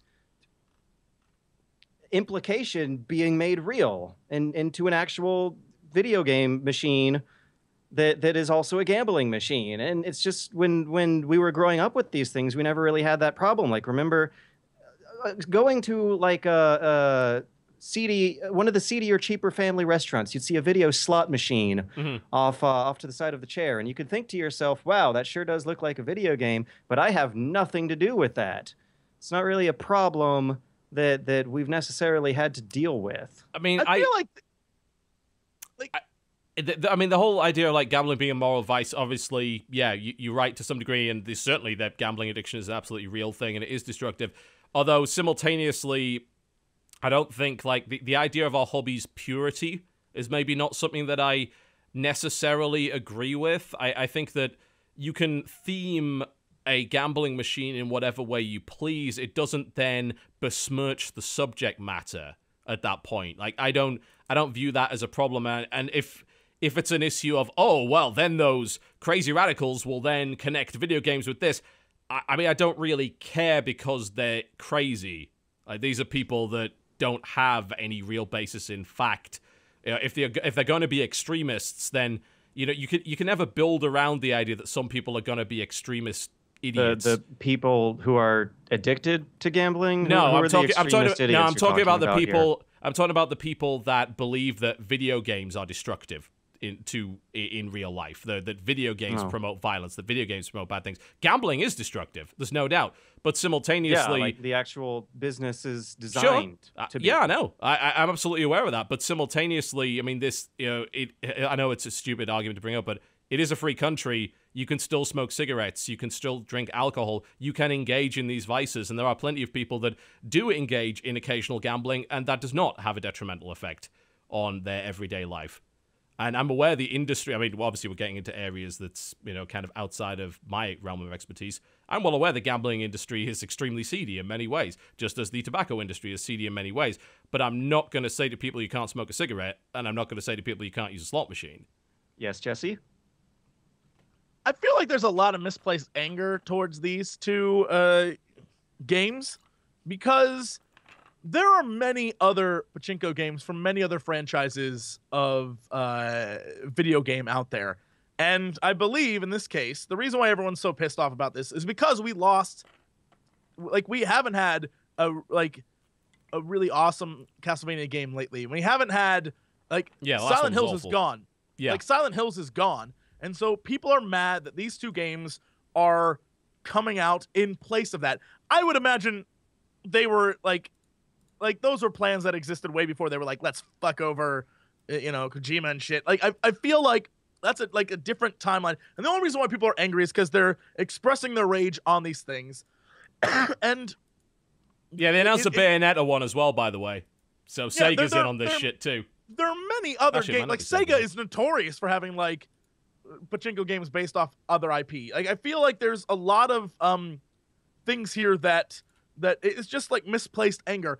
I will say that if it wasn't for the loss of Silent Hills, as an example, no one would give a shit about these. It would be like a little joke on the internet, but no one would care. And the only reason why people care so much is because they're pissed off about something else that happened with the company. Is it acceptable to be pissed about that? Sure. Why the hell not? But it wouldn't be a big issue if it wasn't for the fact that a bunch of other crap happened with this company. And we're just taking it out on this game. I will say that as a person who, when he's in Vegas for EVO, who does enjoy losing money, it's not gambling. You're losing your money. There's a lot of interesting new things that, like, they have one that's oh God, what that damn game is with Howie Mandel where he opens the boxes. Like the little, the women open the boxes. Deal or and no there's deal? Deal or no deal. They have a deal or no deal machine where everyone who's playing, at the end of a certain timer, you literally play the game Deal or No Deal up on the thing. So you pick a box, and whatever it rewards you, it's very entertaining. Everyone's involved. They're definitely trying to the same reason make why it. people play craps. It's mostly the social aspect of it. Yeah. And so I think that's a really interesting mechanic. I like that they're trying to do different things to make gambling not just pull a lever, but hit the lever. lever. Pull a lever. Yeah, you gotta pull it, think, Jesse. Give it a good tug. Give it a tug, punch it, or whatever the hell they say. But I think this is one of those things that it's a different market. It's a different group of people who are going to be playing this. It isn't going to be most gamers who are going to touch this. And I feel like gamers in general are just pissed at Konami and looking to yell at something. And this is an easy target because it is fucking ridiculous. And, so people are just after them. And I think that it's one of those, take a step back. Think about, this is a company that basically is it's probably a lot of people Square Enix. It's they're, to me, ruining stuff that I loved. And I think that's the case with Konami for a lot of people. And it's just, you need to chill. I understand. But so okay. What about this? And this is another recent revelation with this month's Konami leaks, because it feels like that happens every few months. It does, yeah. With the knowledge we now have that game developers who are considered no longer useful to the company are oftentimes reshuffled into the Pachinko departments. and instead of working on video games that would satisfy fans, end up working on video games that anger fans, such as these pachinko machines.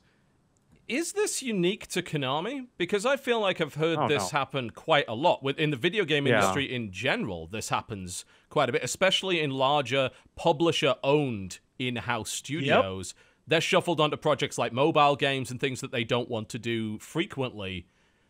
I mean, I don't think that's unique to Konami. Obviously, it sucks, but is this something that just Konami does? There are many game developers who, in private, will tell you horror stories, but never mention it in public. Well, of course not, because they'll be unhireable at that point. Yeah, literally, many of the people I've talked to at conventions and things have basically been like, it is a shit show in the industry right now. Like, you are hired and fired for no fucking reason. Like, you complete a game and do a great job. They're like, all right, you're all fired. And then if I... Like, I mean, that's been happening for decades, we hear about that all the time, unfortunately. All the time. And so, yeah, they're treated as a commodity and then thrown away when not needed. And a lot of people, and this is what's crazy, a lot of people are thankful that they're moved to a different department because they're not fired. Right. Like, they're like, at least I'm making an income, which is fucking crazy. Like, they're like, at least they didn't fire me outright and I had to go job hunt and go on unemployment and shit, which is nuts. And so, like, that just shows you how crazy it is to be a game dev. And that's why you're seeing a lot more indie games, because people are tired of that shit. Like, people don't want to be involved in the grind of working for a huge company. And so it sucks. It's horrible. And seeing the inside of Konami is just, everyone's like, oh my God, that's awful.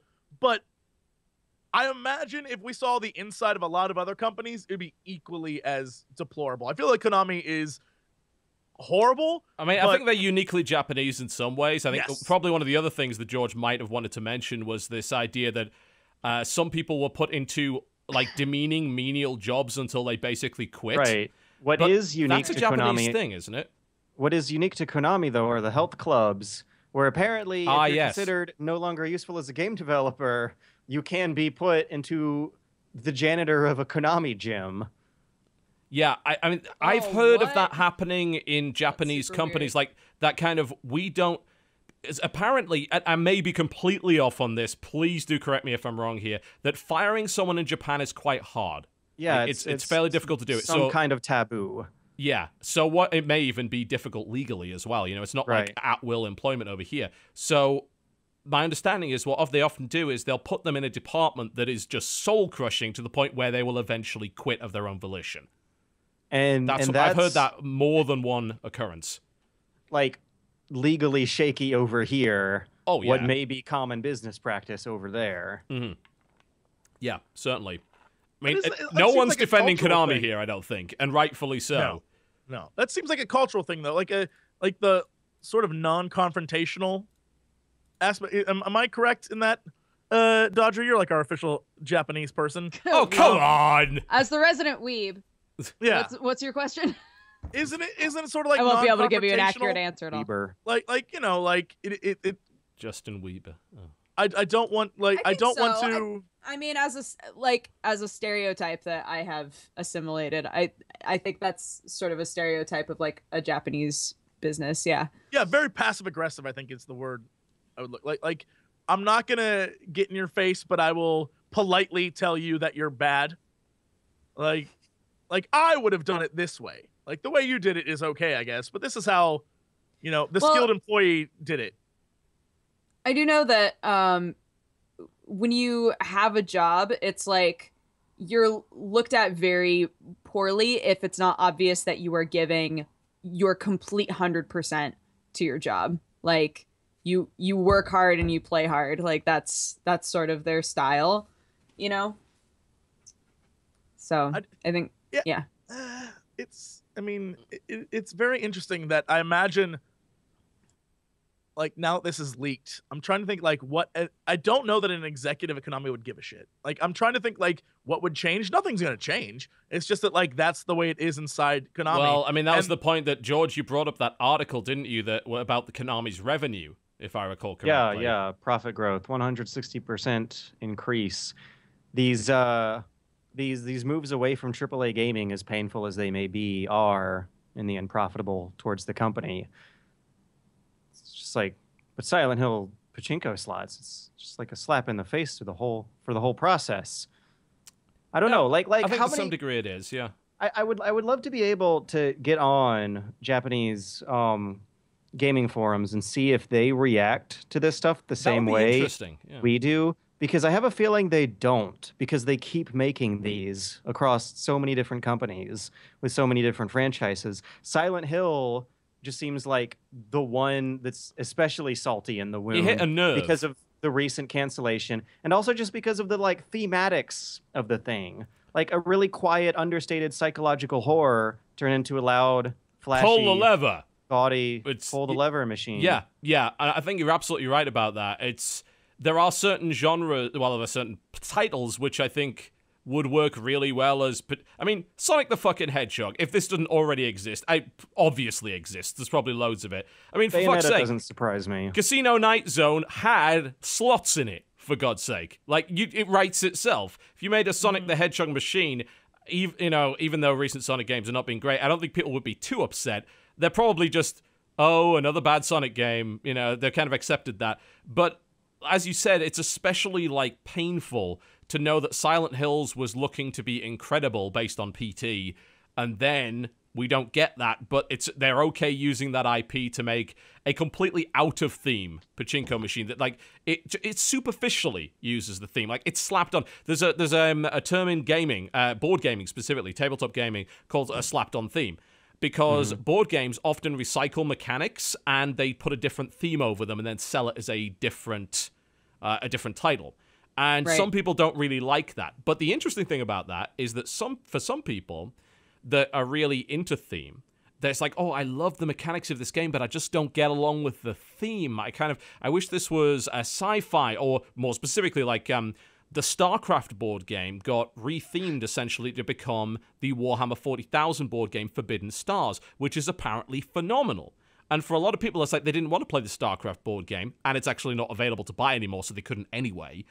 But they did want to play this Warhammer 40,000 themed version of that, and there's a ton of that in the board game industry. And I feel like that's kind of similar with this whole idea of gambling machines, but you still have to do it properly.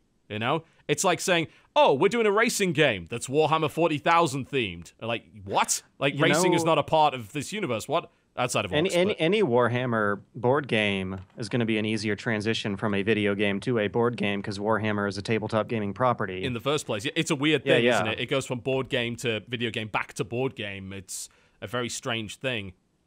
Can I ask a fundamental question? Just a baseline question.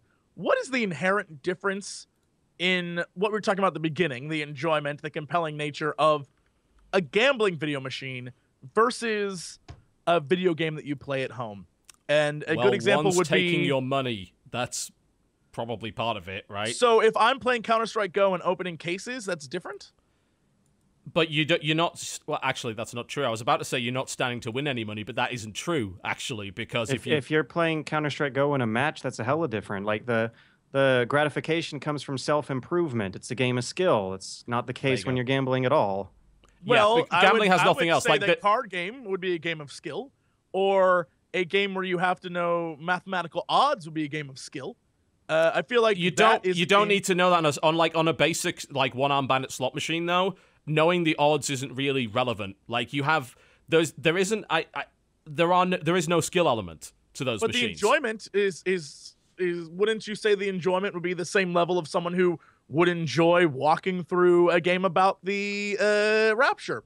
Yeah, but you're not pumping coins into one of those though. Like there's a limit.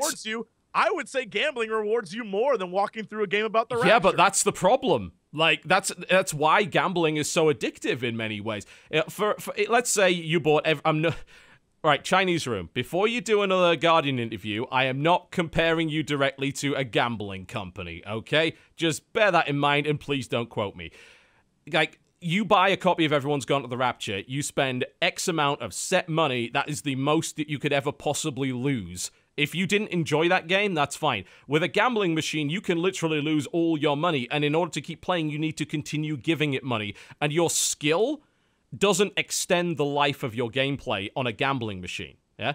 It does in a poker game. Increase it does. What cards you get in Hearthstone when you open yeah, packs? but the difference between one of those machines and Hearthstone is that Hearthstone has an element of skill, and these machines have no element of skill. There's nothing you can do to affect the odds at all.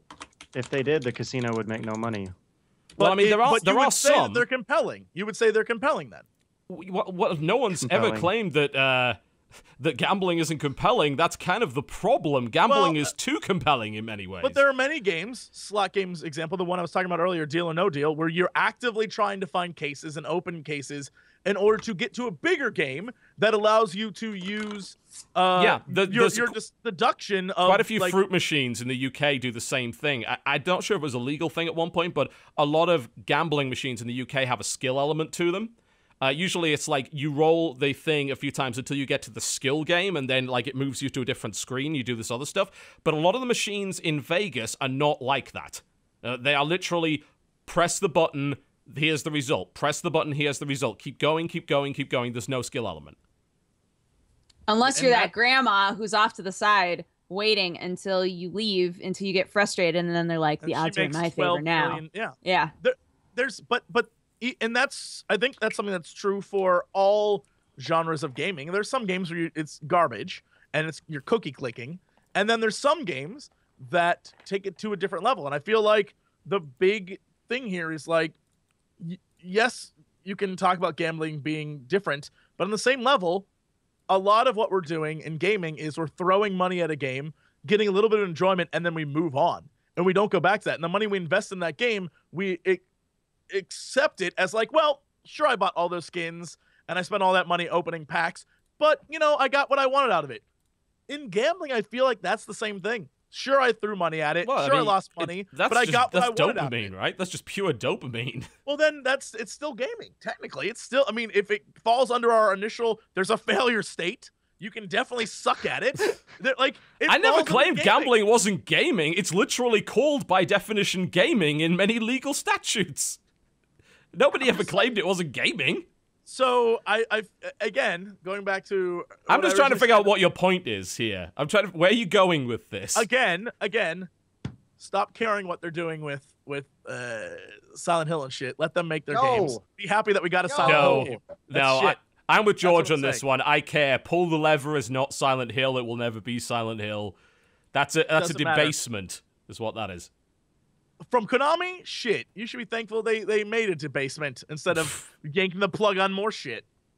I'm actually of the controversial opinion that I feel like a lot of franchises are better dead than being revived for even I don't think that's that mediocre sequels. I don't know. I mean, I remember when I was growing up, people really didn't like the idea of frequent video game sequels coming out so often. And now it feels like everyone wants a sequel to come out no matter what. I think the whole Die Hero... Not amongst this group, I don't think. No, I think you're in good company there. Die Hero or Live Long Enough to See Yourself Become a Villain is a real thing with every form of media. So, I mean... No, you guys are so fucking wrong. You guys are so wrong. You're talking about two different groups of people. There's the crossover here is very slim. Very slim. And so you're angry that they debased a franchise for something you're probably never going to play anyway. So what the fuck? Well, why would I play it? They debased it. Why would I play something I know is going to suck? All right, first off, they turned something that was made for me into something completely not for me that I'll never play ever. For someone else. So what the fuck do you care? That's what they I'm saying. They took resources to do it. What do you care? Well, because if it was developed in tandem, it wouldn't matter. But it's not developed in tandem. So you're just whining because you didn't get the game you wanted, which goes back to my original point. People are pissed because Silent Hills is dead, not because this thing exists. That's all this is about. People are mad that this exists. Well, you can be mad at both. People also got mad when other patchy slots came out. Like, SNK fans are going crazy by now. It's not for you, so what the fuck do you care? But it's because it's not for him. That's the problem.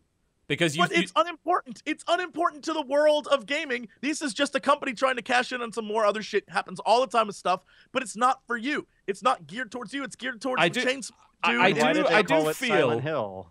do feel, Jesse, that let's say, for instance, that Final Fantasy 13, 13.2, and 13.3 did not exist. Final Fantasy 12 was the last one. You're eagerly waiting for a new Final Fantasy. They've released a demo of the next Final Fantasy. It's looking incredible. Everyone's really, really excited about it. It's awesome. It uses new tech. It's impressive. It's everything you want out of a Final Fantasy game. They cancel it and release Final Fantasy 13, the Pachinko machine. Don't tell me you would not be mad about that, because that's the exact same scenario. That's why Silent Hill fans are pissed. I feel like Final Fantasy fans are different in the fact that we'd be like, Final Fantasy, we can gamble Final Fantasy, oh shit. Like, that's the kind of weirdos Final Fantasy fans are, that they just be excited. Have you seen some of the Final Fantasy games? Holy shit. Like, yeah, but Jesse, no, music. here's the caveat, though. This would be the last Final Fantasy game to ever come out. There would be no more Final Fantasy. Like, that franchise is dead. The only thing they're now making are pachinko machines. You would be upset. If it was an alive franchise, if we knew Silent Hills was still coming, I don't think anyone would care about the Silent Hill slot machine. But in this scenario, though, the Final Fantasy slot machine, if you're talking about Silent Hills, it didn't replace anything. It's a totally different design team. I know it's something of a false dichotomy, because I know that one did not cancel out the other, but the reality of it is that regardless of dichotomy or otherwise, regardless of fallacy or otherwise, and correlation not equaling causation, the fact of the matter is Silent Hills now does not exist, and this pachinko machine does. Right, and so, it's just anger being taken out on the pachinko machine, which I find very humorous. Like, let's talk a little bit about the WoW expansion again. We don't get upset about video games on this show. What are you talking about? It's stupid as shit. It's something that I would love to play, though, because I think it's stupid, and I love the fact that it exists. I think it's one of those things. By the way, technically, it kind of did replace it, because this is the point that Konami moved away from AAA gaming to do mobile and pachinko stuff. Like, this was literally a corporate policy shift that caused this to happen. So, I mean, calling it a false dichotomy is even stretching it, actually. And Dodger's like, why the fuck are we still talking about this? We're like, way late. That's literally what I was thinking. She literally just wants to go. That's all that's been replaying in my mind. Yeah, we do need to move on to releases, because we are vastly overrun on this show. There are so many releases, too. How are we going to do this? With quickly, I suppose, is probably the best way to do it. All right. August 11th. That's today. We've got Hidden Mysteries Civil War. It's a hidden object game of the Civil War. Next is Illuminasky. It's an ASC2 conspiracy game. Next. Actually, that's not ASC2. It's ASCII. Yeah, never mind. I imagine it's about falling in gravity. I actually don't have Steam up now. I knew these first two, damn it. It is... Come on, Steam. Mush, mush. It is a fast-paced, gravity-shifting action platformer with a deep-sea octopus. Next. Perfect. M4 Tank Brigade. It's Collectathon about... platformer. No. It's not that at all. He's lying. He's lying. It's about World War II tanks. Perfect. Everybody's Gone to the Rapture. We already talked about it. Ghost Simulator. You know what that is. X-Blaze Lost Memories. Anime boobs. Probably anime bullshit. Anime bullshit. Next. Actual Sunlight. Doesn't sound like fun at all. Next. Space Hulk. It's Space Hulk. You are Space Marine Terminators, and there are Gene Stealers, and you move in turn-based, and it's an adaptation of the board game. Next. Commander Cherry's Puzzle Journey. Yep. Gonna bet this is probably some kind of puzzle platformer, maybe. It definitely looks like it. It is the one and only yoga action platformer. It's a hybrid motion control game, because of course it is. You use the camera and the gamepad simultaneously. Right, okay then. Yoga. Cool. Next. Toy Soldiers War Chest. Toy Soldiers is a tower defense game, if I recall correctly. Next. Gauntlet Slayer Edition. That's about killing things and getting chicken. Next. Brothers: A Tale of Two Sons for PS4. It is the best game ever. If you don't already own it, you're an idiot. Next. Cool. Prototype. Shitty remaster. Prototype 2. Shittier remaster. Torkel with a capital L at the end. Pay no attention to the Google in the background. 2D rolling and extend platformer action puzzle game. Kung Fury Street Rage for PS4. You know what that is. Punch now, shit. moving on to August 12th, aka tomorrow. We've got President for a Day Floodlings. Simulation, political, and disaster sim thingy. The cat machine. Fucking what? I like this one. The cat machine. The cat machine. The future is meow. The cat machine is a game of logic. No, it's not. And cats riding around on trains. As we are all aware, it's a fun, logical puzzler with cats. Okay. Cool. Gravity Error Castronauts. Oh no, those are two separate games. Gravity Error. I was gonna say that's a weird title for a game. Gravity Error. It is an indie 2D puzzle platformer about changing gravity, and nobody was surprised. Next. Castronauts. Castronauts. That's a name, isn't it? Early access. Mine asteroids. Hunt pirates. Attack civilians. No, don't do that thing. Fight the police. Oh. 4 hours. 4-hour video call. Turn your cameras back on. Hey! Oh. Turn your cameras back on. Jesse, mush. There you go.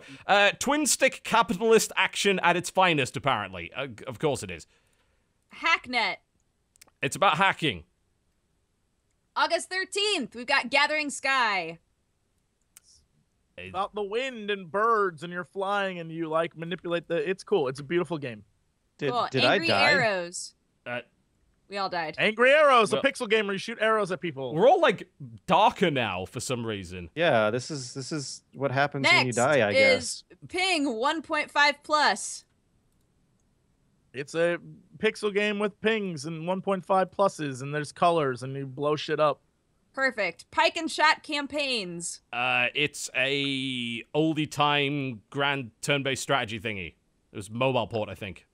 Mute Crimson Plus. Action Please, platformer with ninjas.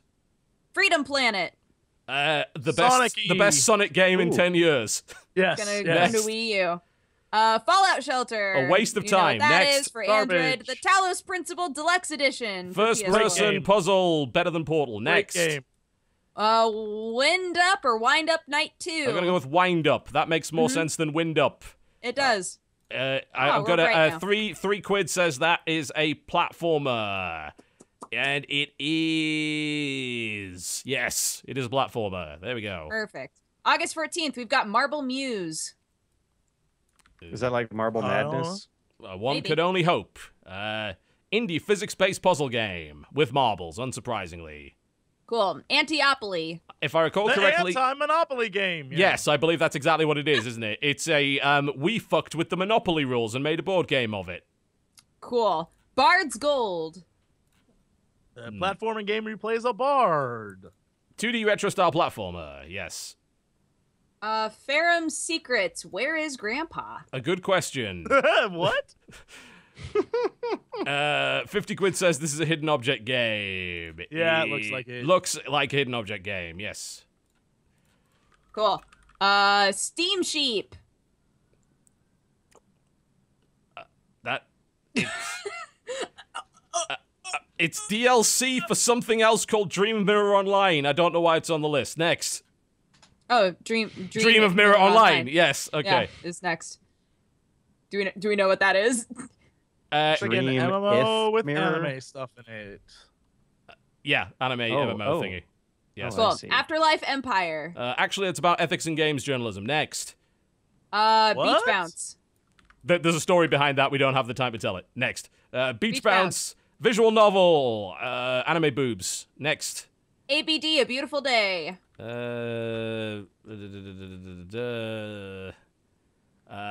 MMORTS somehow. Cool. And last but maybe least, 3 Digits. It is a sequel to the game 2 Digits, unsurprisingly. You're Cool, given alright. 14 numbers less than 1,000. All you have to do is choose 2 subsets with the same sum. Somehow. Okay, yeah. Cool. Awesome, we did it. The end. Yeah. Yay! I'd like to apologize to every developer that was on that list. All of them. Okay. Yeah, that's the end of the show. It was a little bit longer than usual. I suppose you can consider that our apology for CoxCon. Jen's glaring at me through the doors like, what the fuck are you doing? Plug our stuff! George, what's coming up on the channel this week? What's going on? I'm doing my wrap-up review of the entire Witcher media property. Okay. Books, games, all of them. Great. Sounds awesome. That's coming up Thursday. Fantastic. And you can find that over at youtube.com/BunnyHopShow. Please stop poking me. Ow. Dodger, what's coming on the channel this week? Ow. Well, right the second that this is over, I'm gonna be making my Swindle First Impressions live. So if you want to see all of the things that I said earlier, then you can. Actually, Okay. I'll make it live right now so that you know that it actually happened. Private, public. Oh my gosh, it's I happening. can't wait It's till this happening. video is It's in happening. VOD form, and this makes no sense to Boom. people. Indeed. I know, it's gonna be great. Anyways, so there's that. Jesse and I might be starting a thing. Cry and I might be picking up a thing that we have done before. And otherwise, just hanging out, doing our shit at youtube.com/pressstart to continue or twitch.tv/dexterity-bonus. Come hang out. Wonderful. Jesse, what's going on with the channel this week? Yo, we finished the Book of Unwritten Tales 2, which was a fantastic game. And so if you want to see that, the Let's Play is done. Witcher is a thing that's happening, and we're going to start back up everything that I put on hold for CoxCon. When are the thank you to CoxCon everyone- panels? That's a very Yeah, good where are the question. CoxCon panels? I would love to have the footage as I glare into the camera. I'd love to have the footage for it. Someone else has those- it, basically. Yes, those will be up soon as I have the footage for them. And so those will be up soon, so you guys can watch what happened at CoxCon. Thank you to everyone who came. Thank you to everyone who waited in line for all the signatures and stuff. Thank you to everyone who worked there. It was fucking awesome. And yeah, that's about it. At JesseCox on the Tweetster. I'm getting airsoft guns pointing at me now. This is getting kind of scary. Stuff coming up on the channel tomorrow, which would, if you're watching the VOD, has already happened. Video for Ollie Ollie 2. I'll probably be working on the Swindle as well, so we'll see what we make of that. Other things. Do remember to come see our DragonCon panel. Assuming you can fit in the room, you probably can't. But regardless, we'll do the best we can. And again, big thanks to everyone that came out to CoxCon. It was great to meet all of you. And that was kind of great, and we should probably do it again. Cool. That's the show. We overran drastically. Big thanks, of course, to Mr. Notorious HOP. George, the Notorious HOP. I like that. Yeah, I like that. Notorious HOP. No, Notorious HOP. The Hop. Yep. Notorious HOP. The Notorious The Hop. HOP. Thank you very much for coming on the show today. Big thank you to all of you guys for watching. And thanks to our sponsor, squarespace.com/co-optional. Or else. Thanks. We're done. Bye. Thank you very much. Goodbye. Bye.